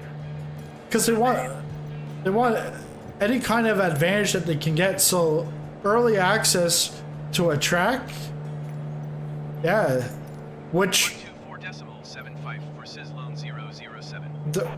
which like their own manufacturer simulator might not have. Boston Center, Sizzlone 007, 15,000 feet. Sizzlone 007 Boston Center altimeter tree 0.17 continue as planned. I see why, because we're just crossing into the US for just a couple of minutes, and then we're back into Quebec. So like, this is Quebec and this is the US.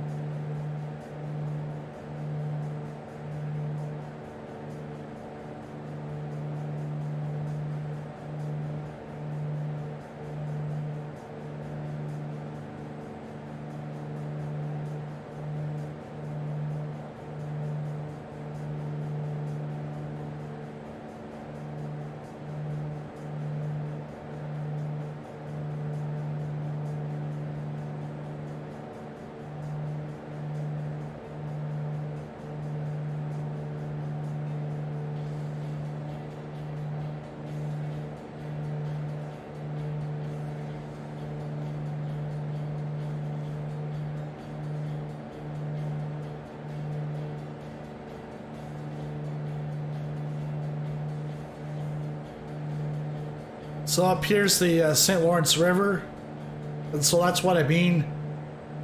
On the south shore, it's Highway 20, Autoroute 20, and then on the north side, it's Autoroute 40, which is Highway 40.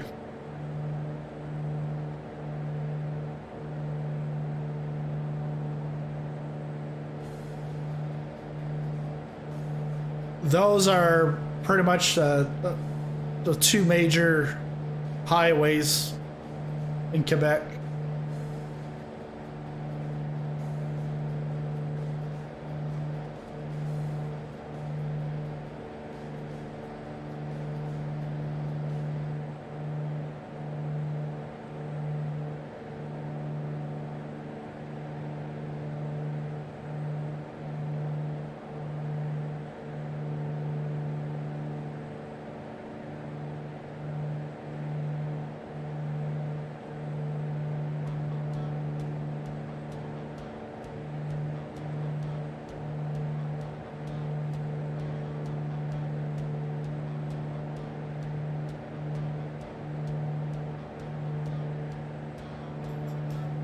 It's pretty hazy up here.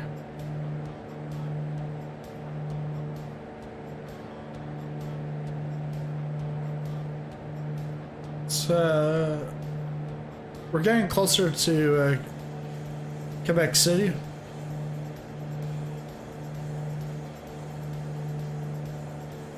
Gonna bring it down to 6,000.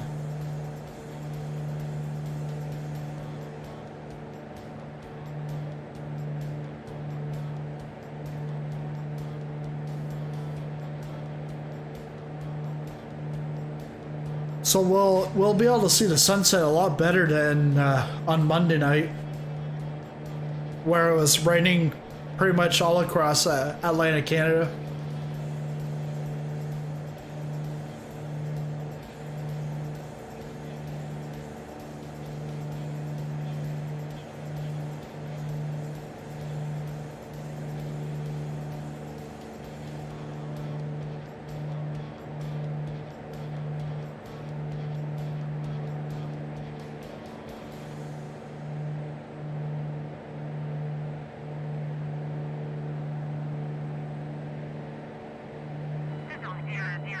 Contact Montreal Center on 125.1. Good day. Yeah, exactly. Because Boston Center was because we were in the U.S. Now we're back into Quebec, back in Canada.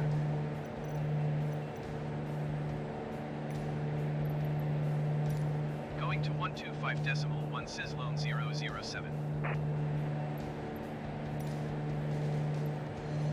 Montreal Center Sizzlone 007, 14,300 feet. Sizzlone 007, Montreal Center, altimeter 30.11, continuous plane. And if you didn't know this, the 1995, I lived just on the border of Ontario and Quebec. Half my extended family in Ontario and half in Quebec. And I forget exactly the exact date, but in 1995, there was a referendum in Quebec to separate from Canada. And it came down to the wire, like, I think it was like 51-49 or 49.9. It was like super close. Let me just take a look at what the... But it wasn't the first referendum either.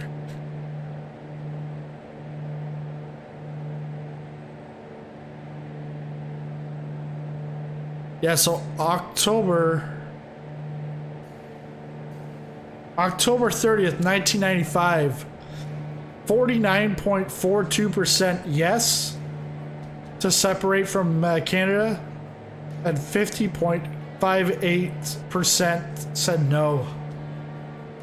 Like, super close.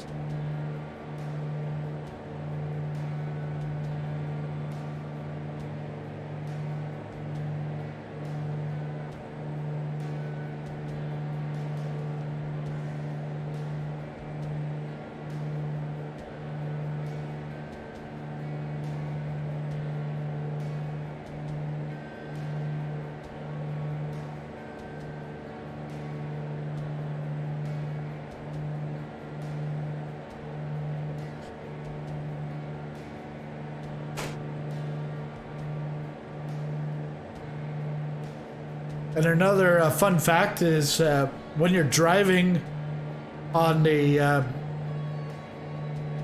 20 coming into Quebec City, you'll see a sign saying welcome to the nation's capital.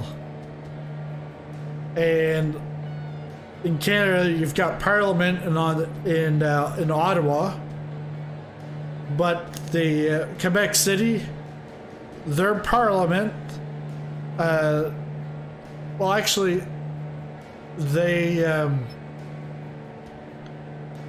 the heads of each province is called a premier, and then the head of Canada, well, technically it's the Queen, but like the head person here, not be a, you know, forget the royalty stuff because that's the governor general, but it would be the prime minister.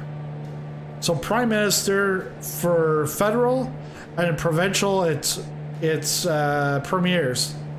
But in Quebec, it's le premier ministre. So the prime minister, the first minister of Quebec. So like they always like, even though there might not be separatists running that province, it's always been like a like. I see we got some air traffic. CYVR.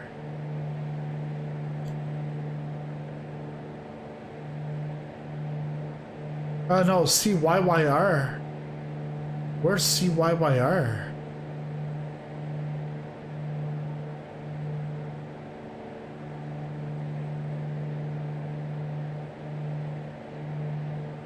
Ah, Goose Bay.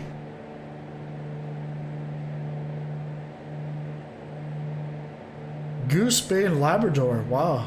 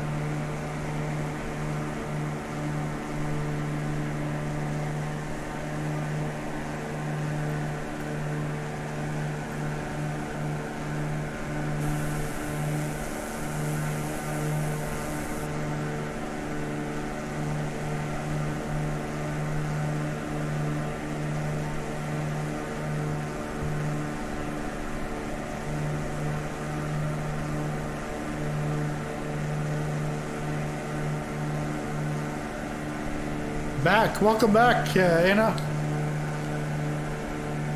We're getting very close to Quebec City here.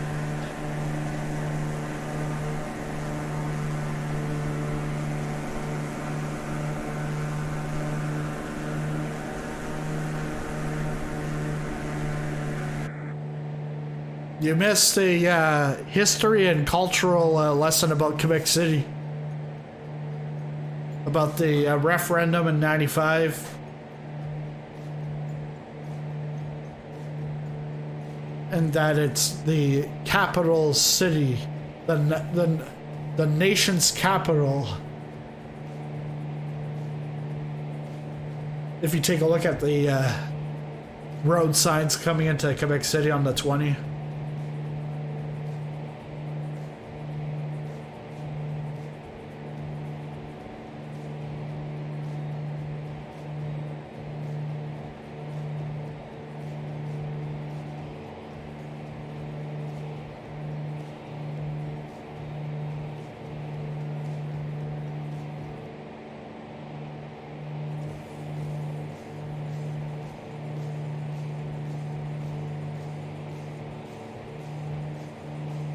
Yeah, Concord.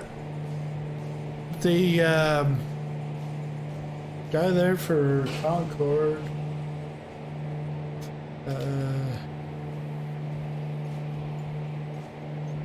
Let's see.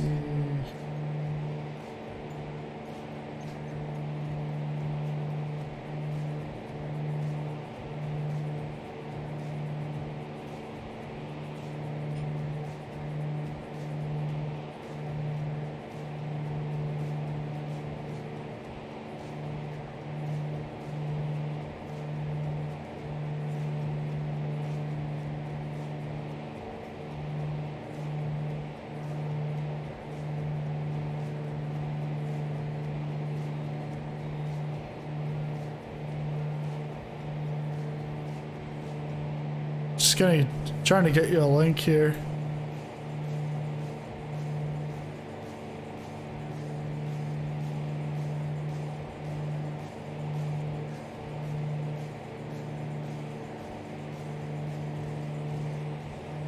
No.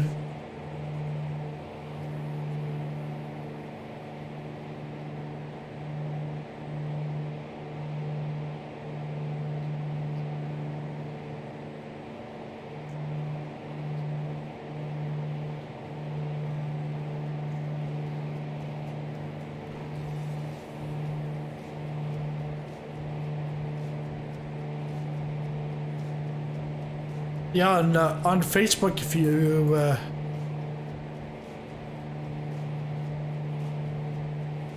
60,000, yeah, right. I've done that at the in Dubai.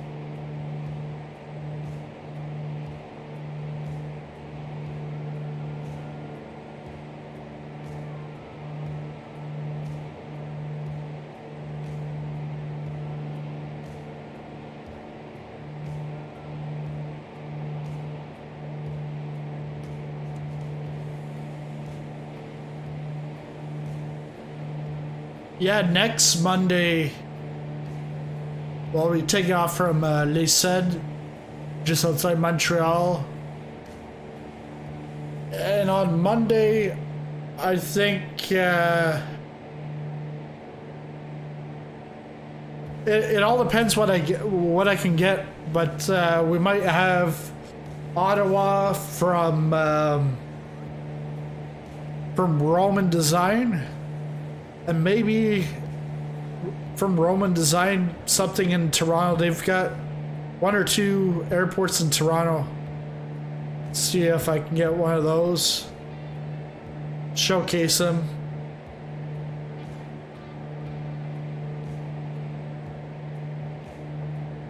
And then I think next Wednesday we'll be moving up north from Toronto, going to eventually up to Thunder Bay. I don't think I'll be able to get to Winnipeg next Wednesday. That would have to fall like the following Monday after that.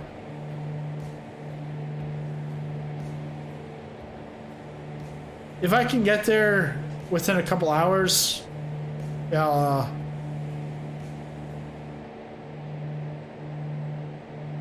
because for this cross country tour, I'm looking at like 3-4 hours a stream. Mondays was like 6, but had some issues and stuff like that.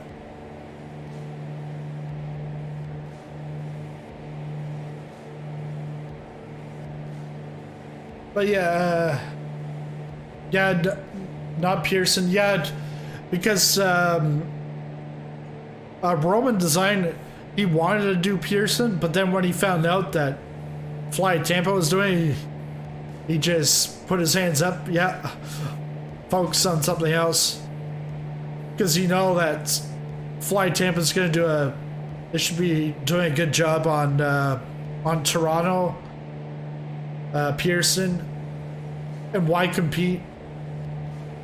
Might as well go find something else.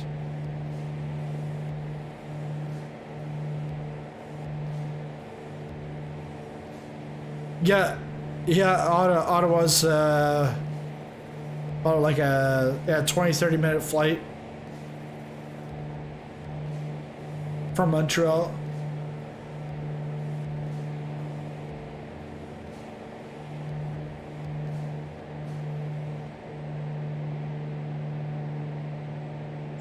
So this island here is l'île d'Orléans.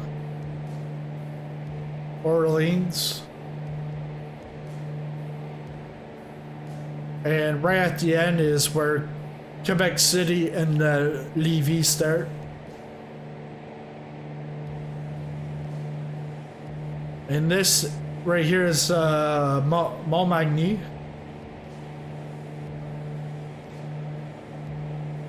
We passed my favorite place. It's back here somewheres. Montreal Center Podcast 581 is passing 13,800 feet, descending 10,000 feet. La Pocatière. 81 Montreal Center, altimeter 30.12, continue as planned.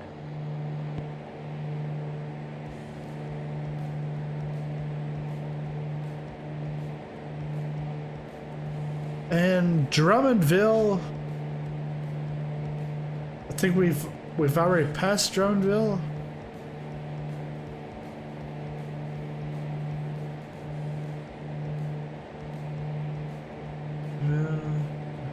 No, Drummondville's later on, but that's supposedly the home of La Poutine. French fries, gravy, and cheese curds. Now I'm hungry.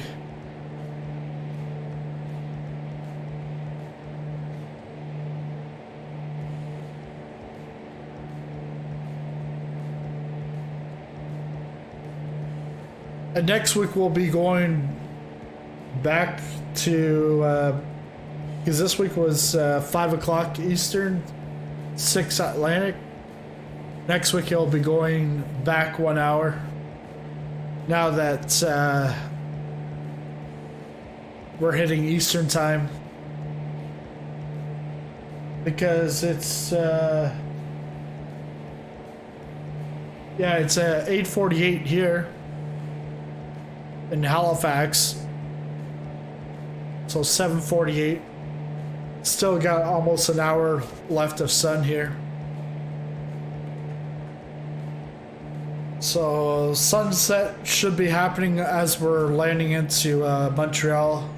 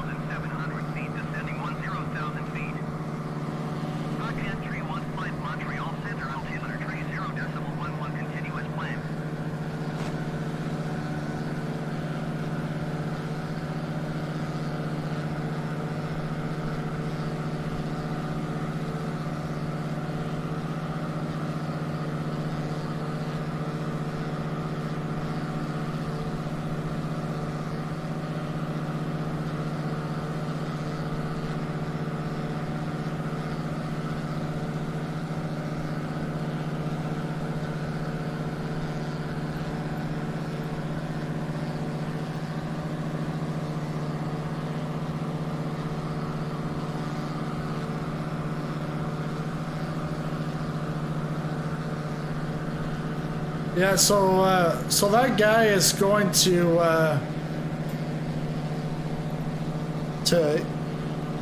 île de la Madeleine. Blah, blah, blah, blah. île de la Madeleine. It's like blah, blah.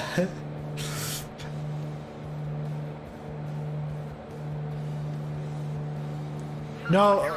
007, contact Montreal Center on 135.025. Good day. It's just a glitch. There's no bridge until you get to further down.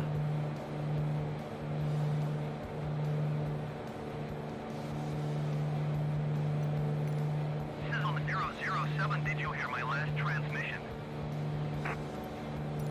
135.025 for Sizzlone 007.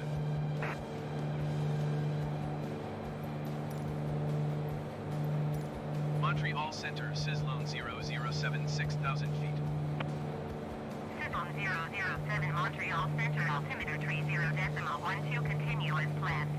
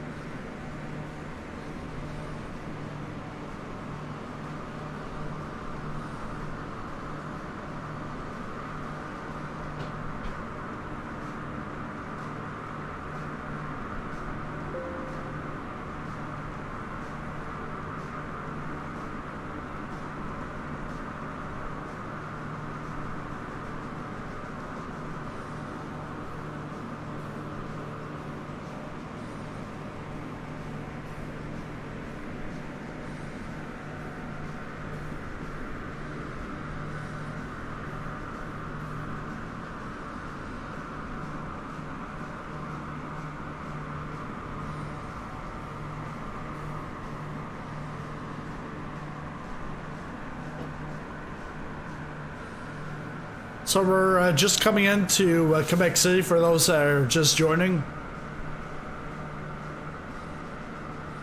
It's live weather, live time. So it is 7:55 Eastern time.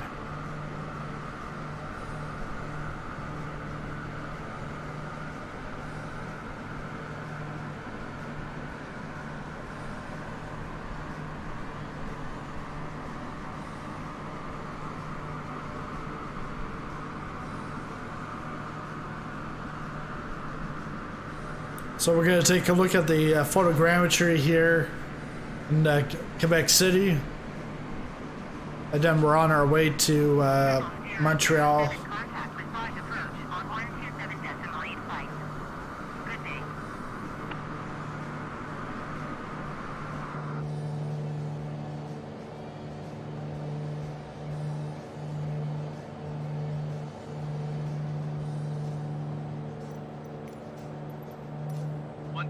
.85 for Sizzlone 007.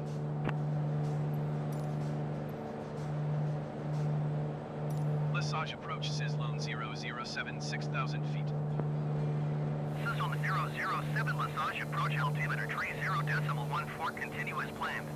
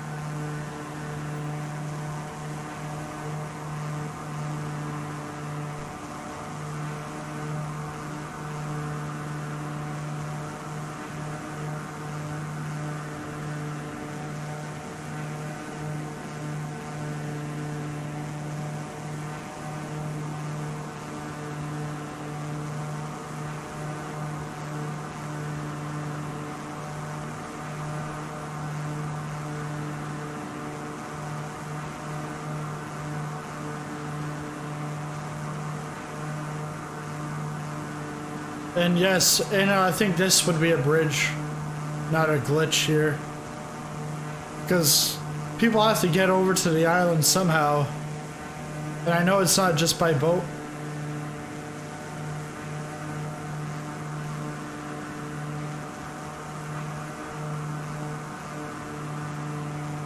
I do know that the bridges here is the default. It's very plain.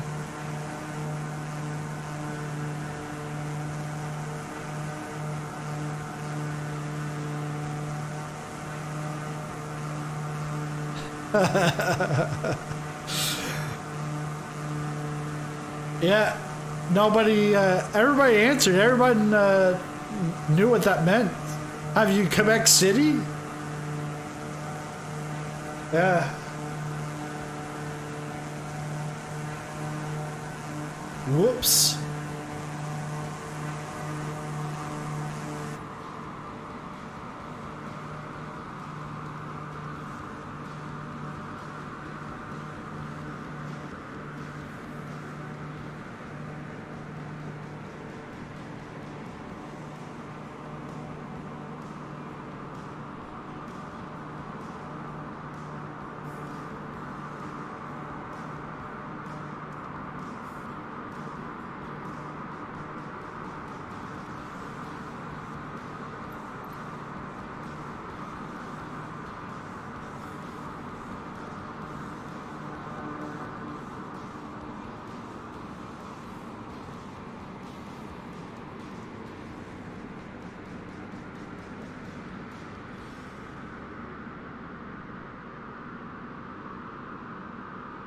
Oh, there's some falls there.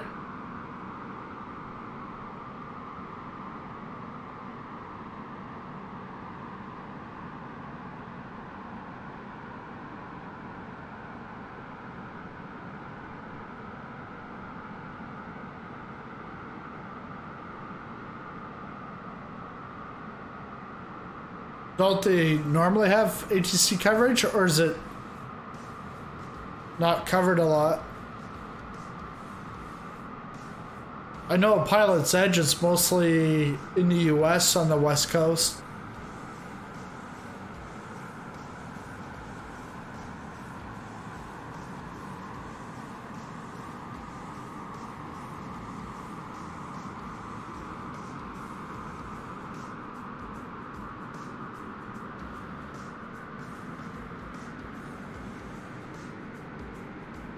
And here you can see this is part of the wall. This is old Quebec City.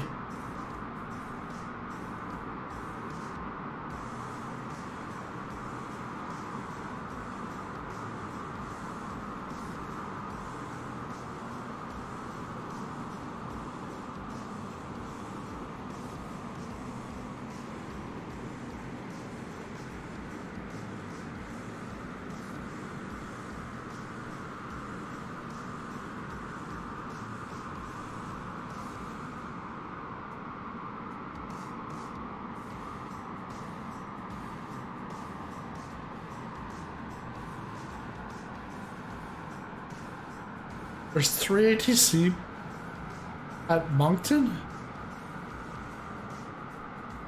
Wow.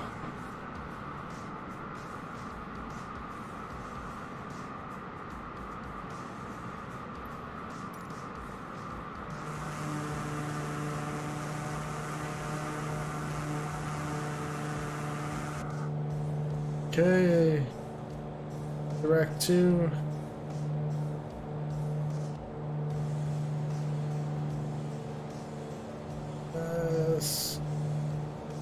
Or let's go, Lee said. Charlie Sierra Sierra 3.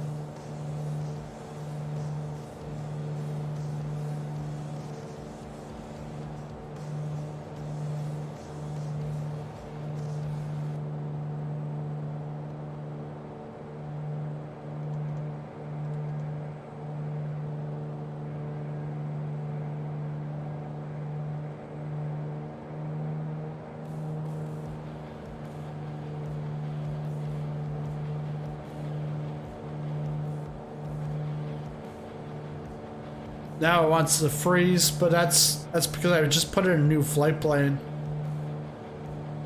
Or a direct to.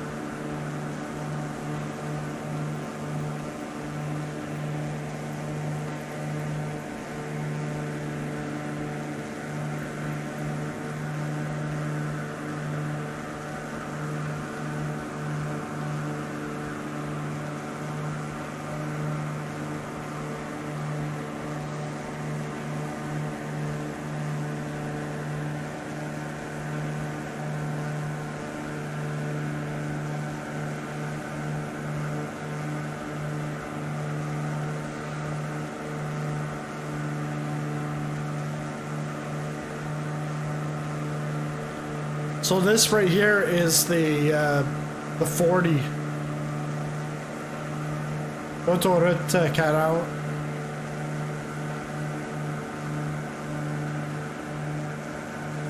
So this will take you on the North Shore all the way into Montreal. And it will take you north side of the island. And then on the other side of Montreal, it'll then take you off to Ottawa.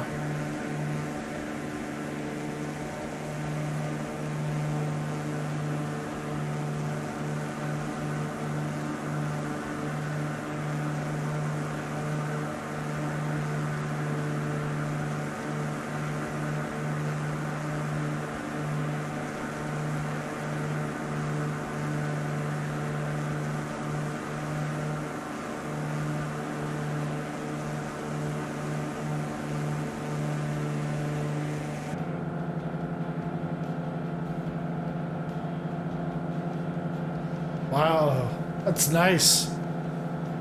Nice sun effect.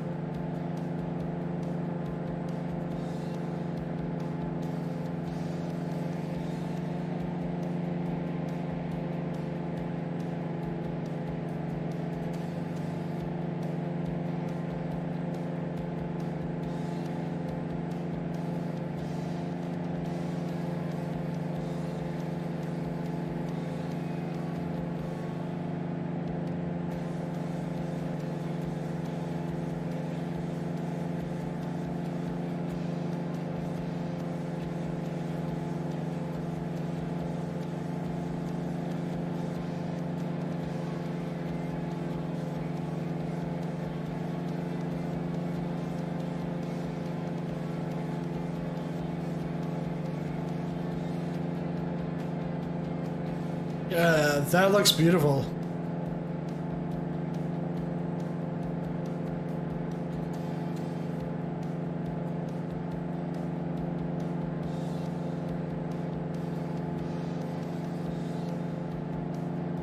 Sizzle 007, contact Montreal Center on 135.025.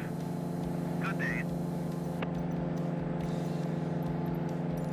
135.025 for Sizzlone 007.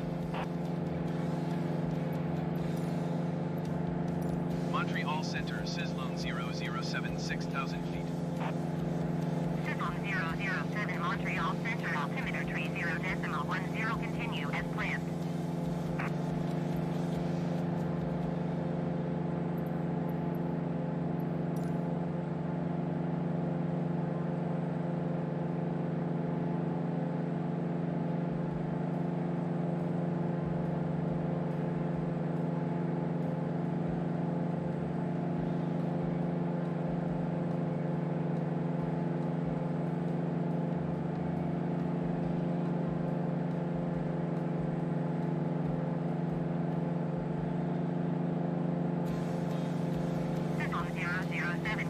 Montreal Center on 128.225.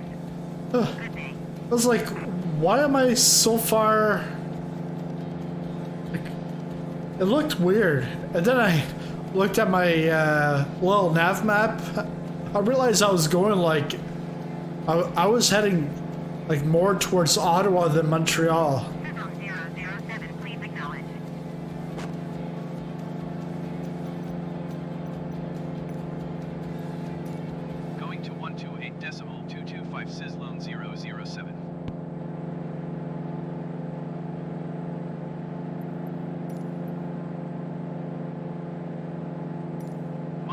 center, Sizzlone 007, 6,000 feet. Sizzlone 007 Montreal Center altimeter tree 0.10 continue as planned.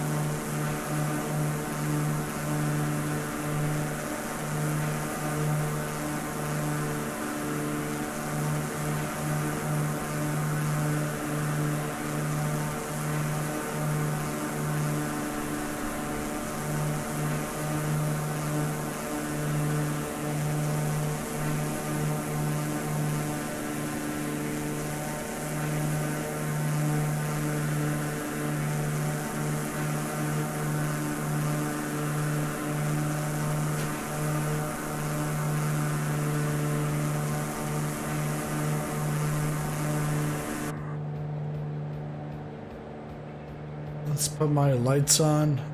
I think all my lights are on.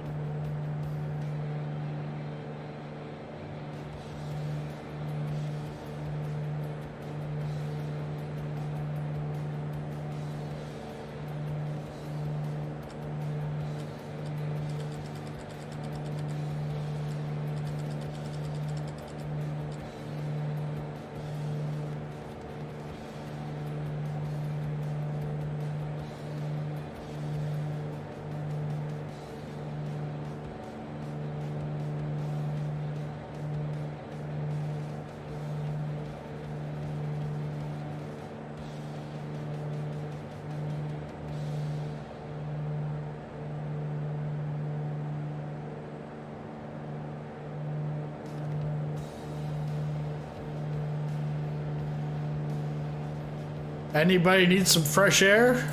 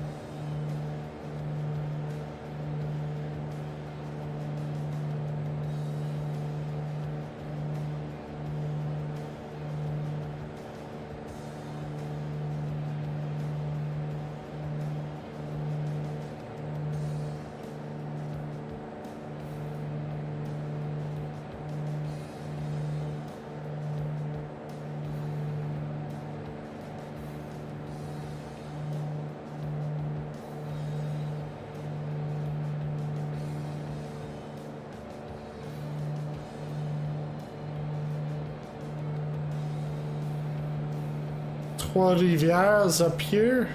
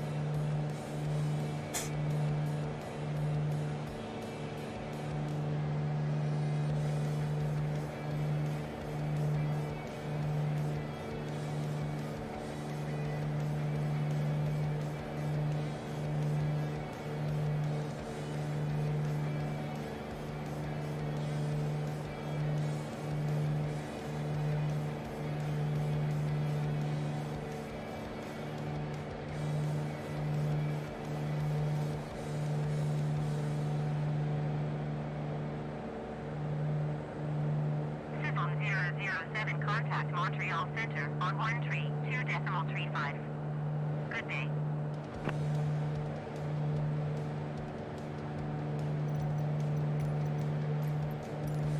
Going to 132.35 Sizzlone 007.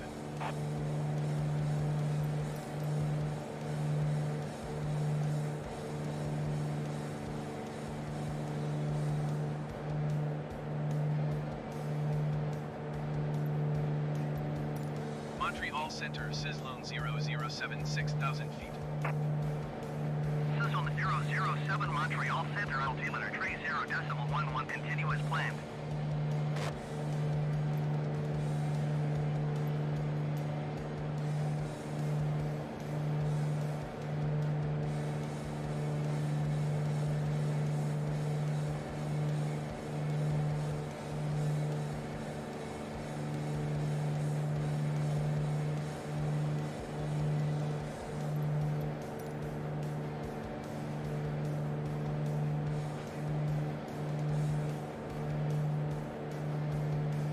Yeah, so next week, so the next leg of the cross-country flight will be next Monday.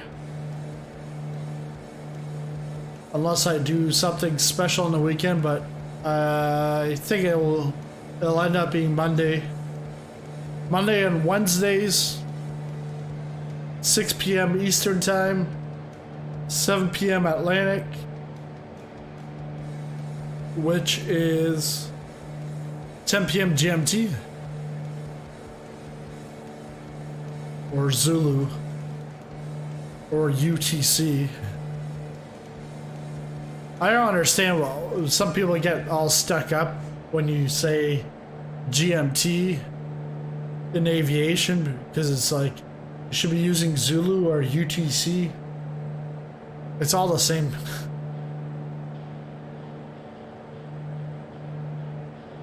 It's literally all the same. There's no time difference between UTC, GMT,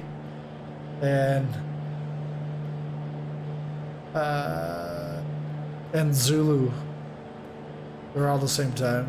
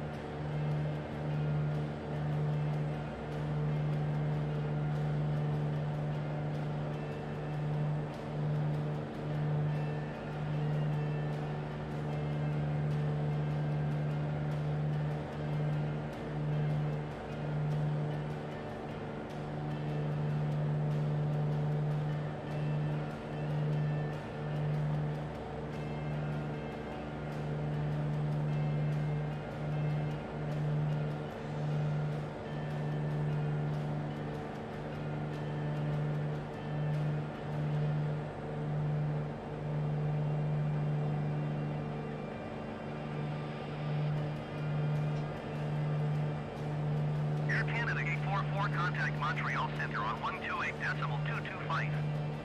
Good day. Trois-Rivières on the other side.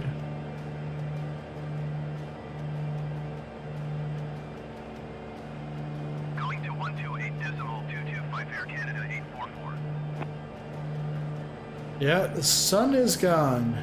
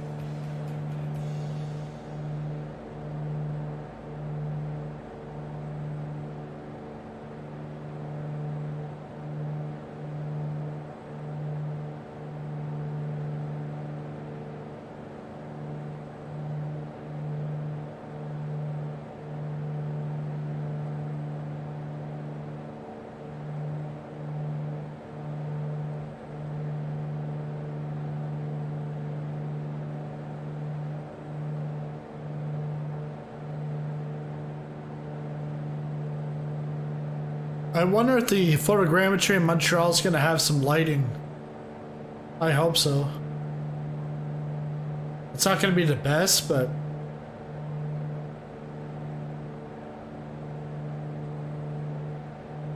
I wonder if anyone's going to do Montreal.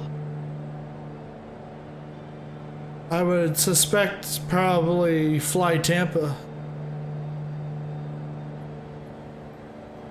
Because I think they did Montreal for X-Plane or FSX.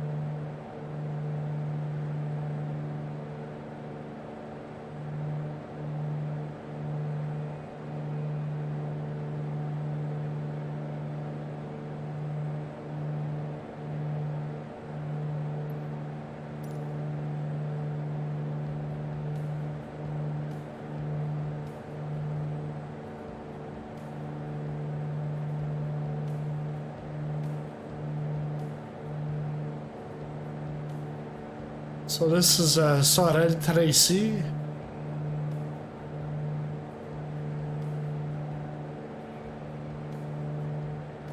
Should be an airport.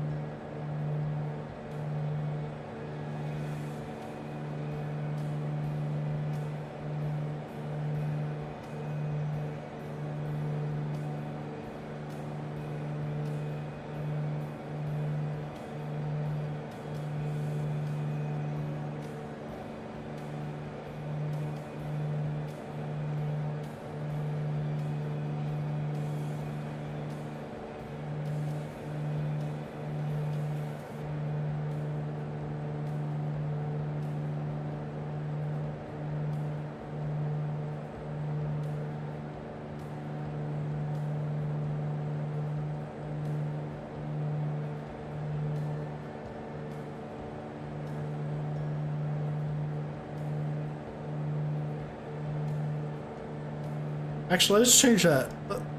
Let's go to Trudeau.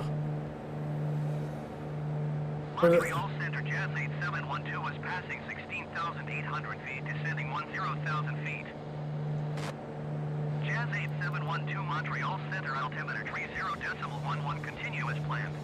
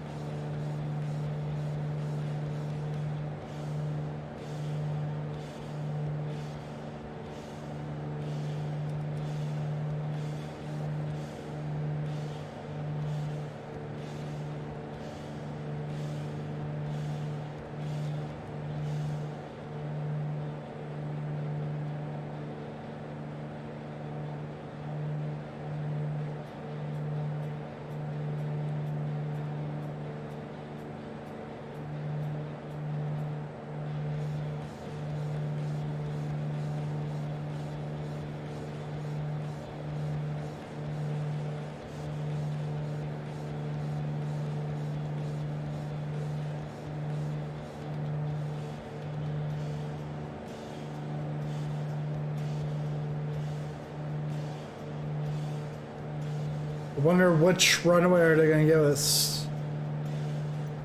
Gotta call it in.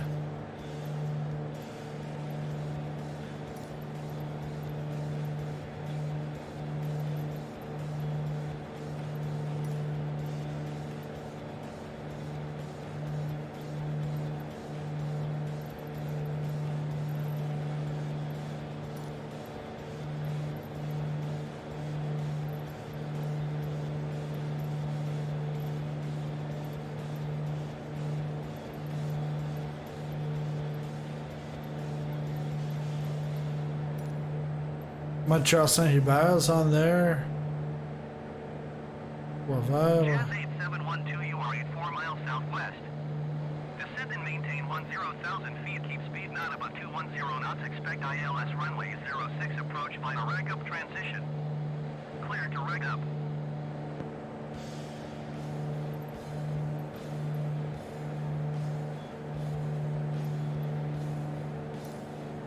Descend and maintain 10,000 feet. Keep speed not about 210 knots. Expect ILS runway 06 approach by a reg up transition. Clear to reg up. Jazz 8712. there's Yule. Toronto Airport information Golf 0000 Zulu. Wind 205 at Niner. Visibility, tree. Sky condition, clear. Temperature, 25. Dew point, 10. Altimeter tree 0.09er. ILS runway 24 right and ILS runway 24 left in use. 24. Landing and departing runway 24 right and runway 24 left. VFR aircraft say direction of flight. All aircraft read back hold short instructions. Advise controller on initial con.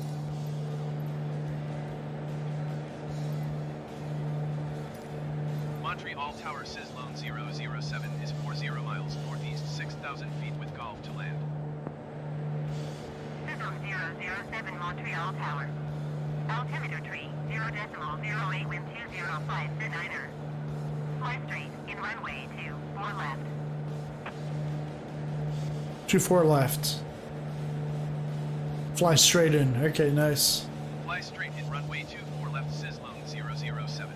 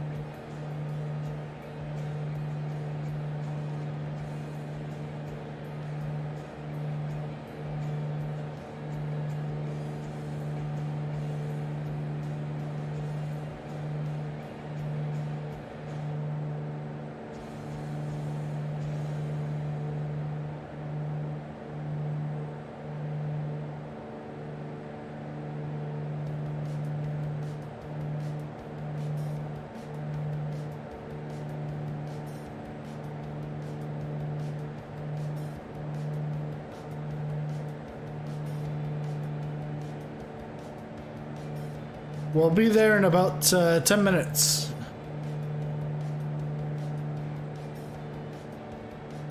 30.8 nautical miles.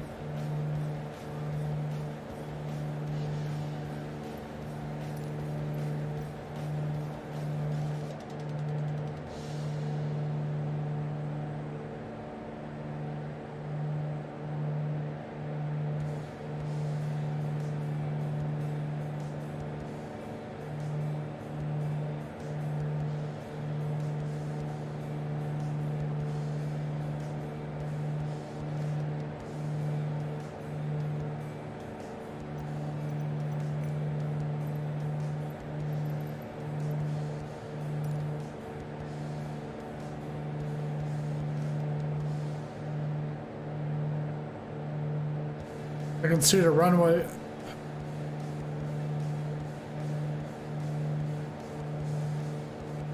Oh, that's... I think this is the runway right here.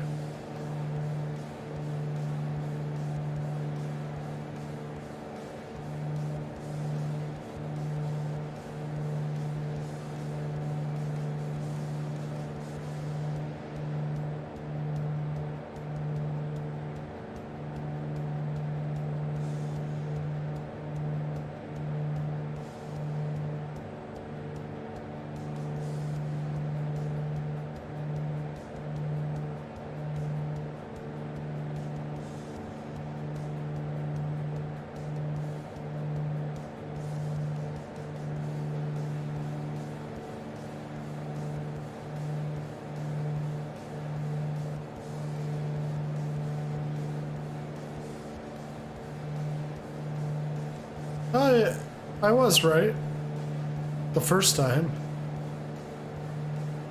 So 24 left.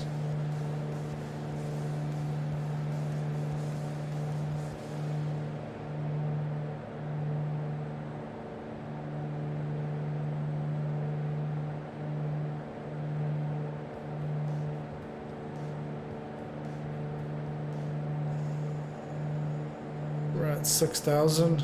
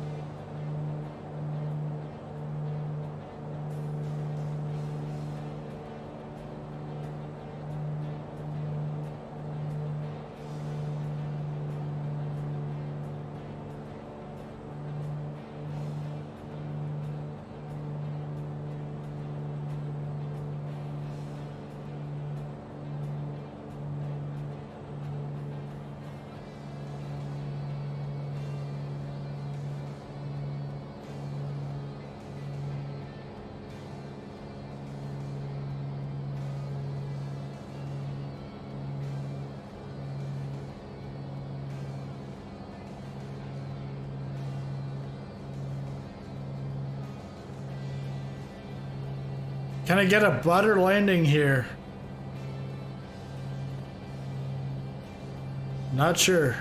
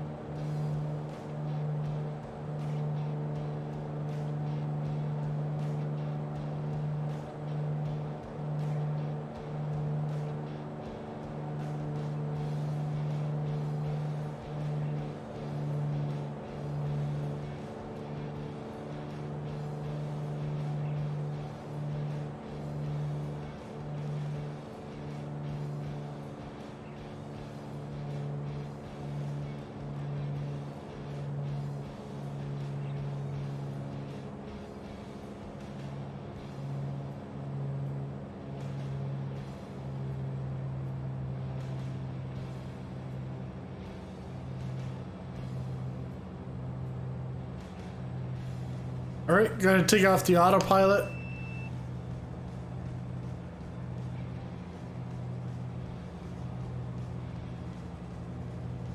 $3,500.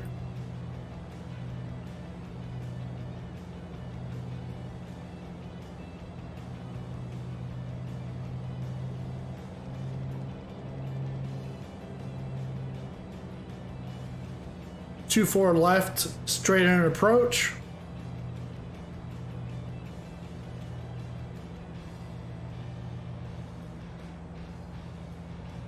I don't know how many times I've gone over that lake and then landed in Montreal, and I've been like scared that we're going to crash into the lake.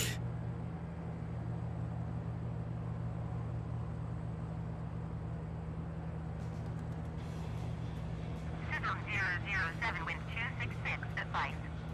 Clear to land runway 24 left.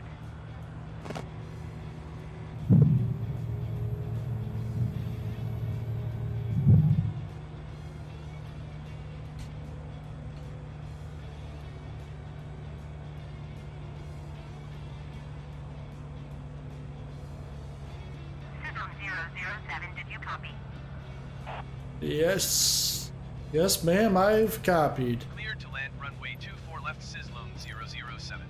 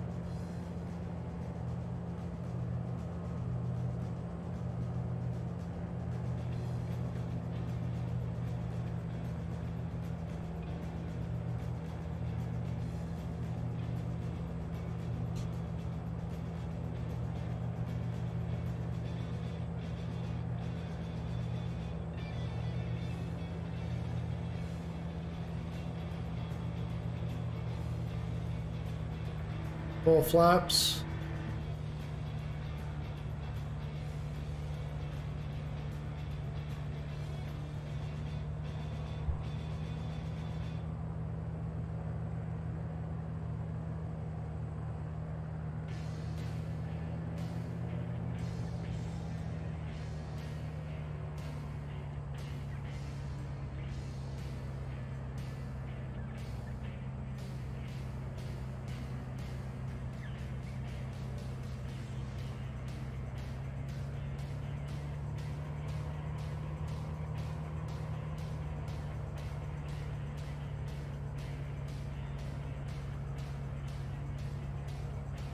No poppy lights here.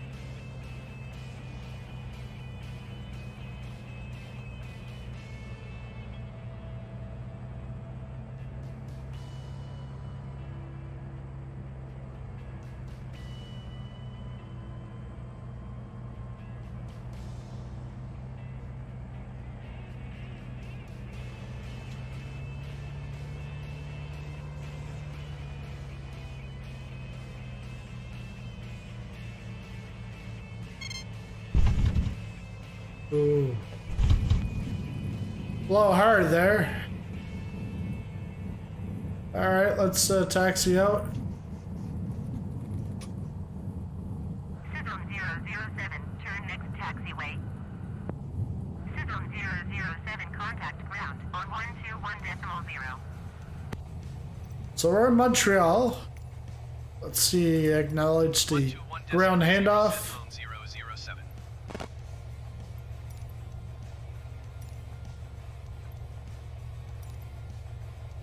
Back to clearance. Nobody wants to tell me where to go.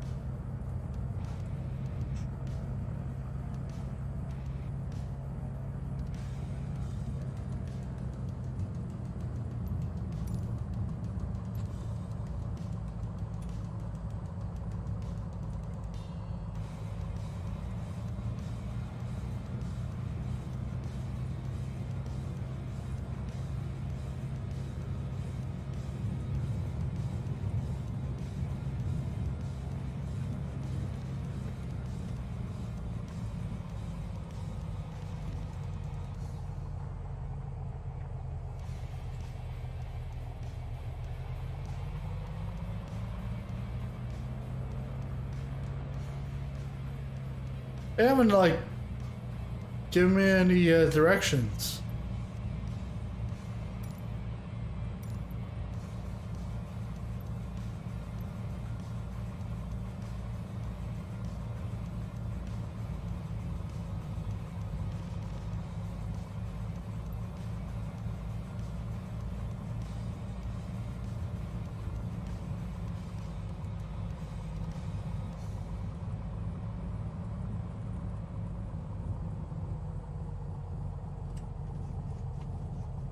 Oh, no.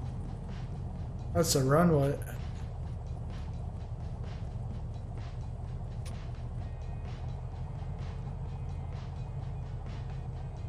Come on, ATC. Where are you at? Like sleeping on the job.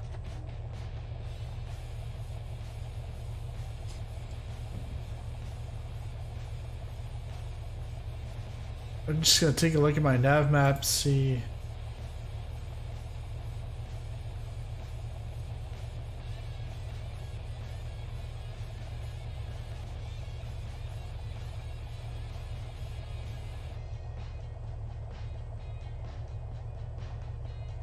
Okay, if I can keep going straight, then I can get to the terminal.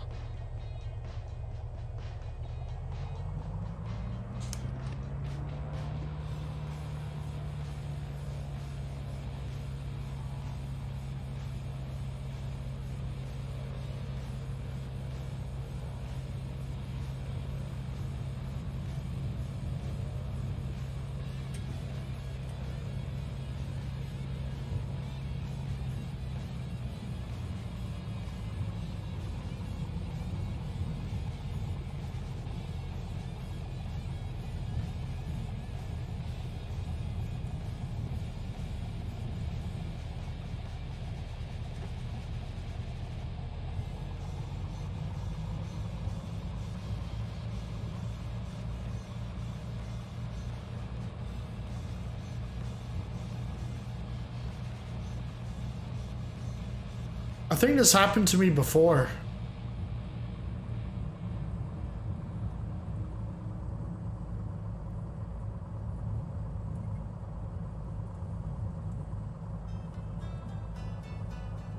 Well, we're just gonna take this one.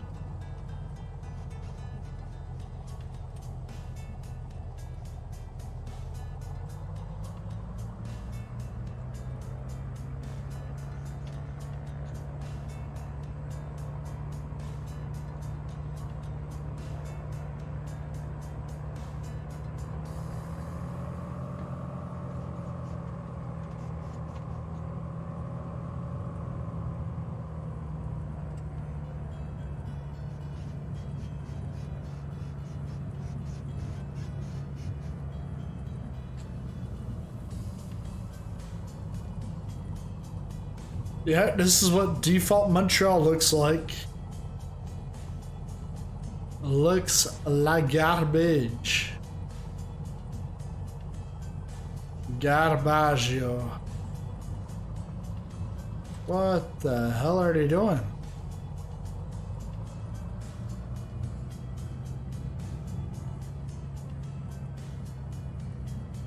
And I bet it's actually as confusing in real life.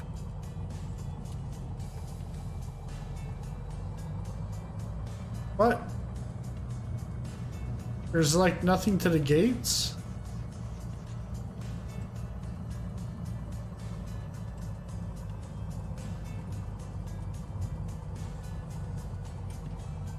Well, I'm just dropping into a gate here.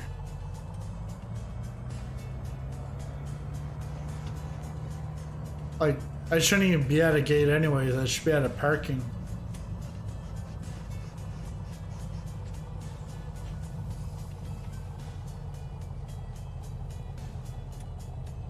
We're gonna need some fuel.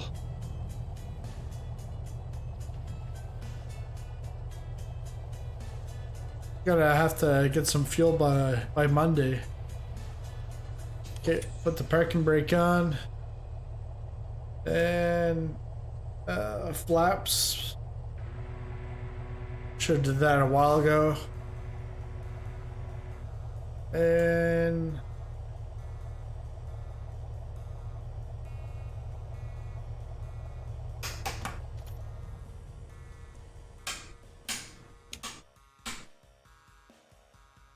woo!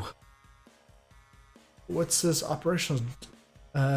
Total time of flight 3 hours and 16 minutes from Moncton to Montreal via Campbelton and Quebec City. But there we go. We've got leg 2 done.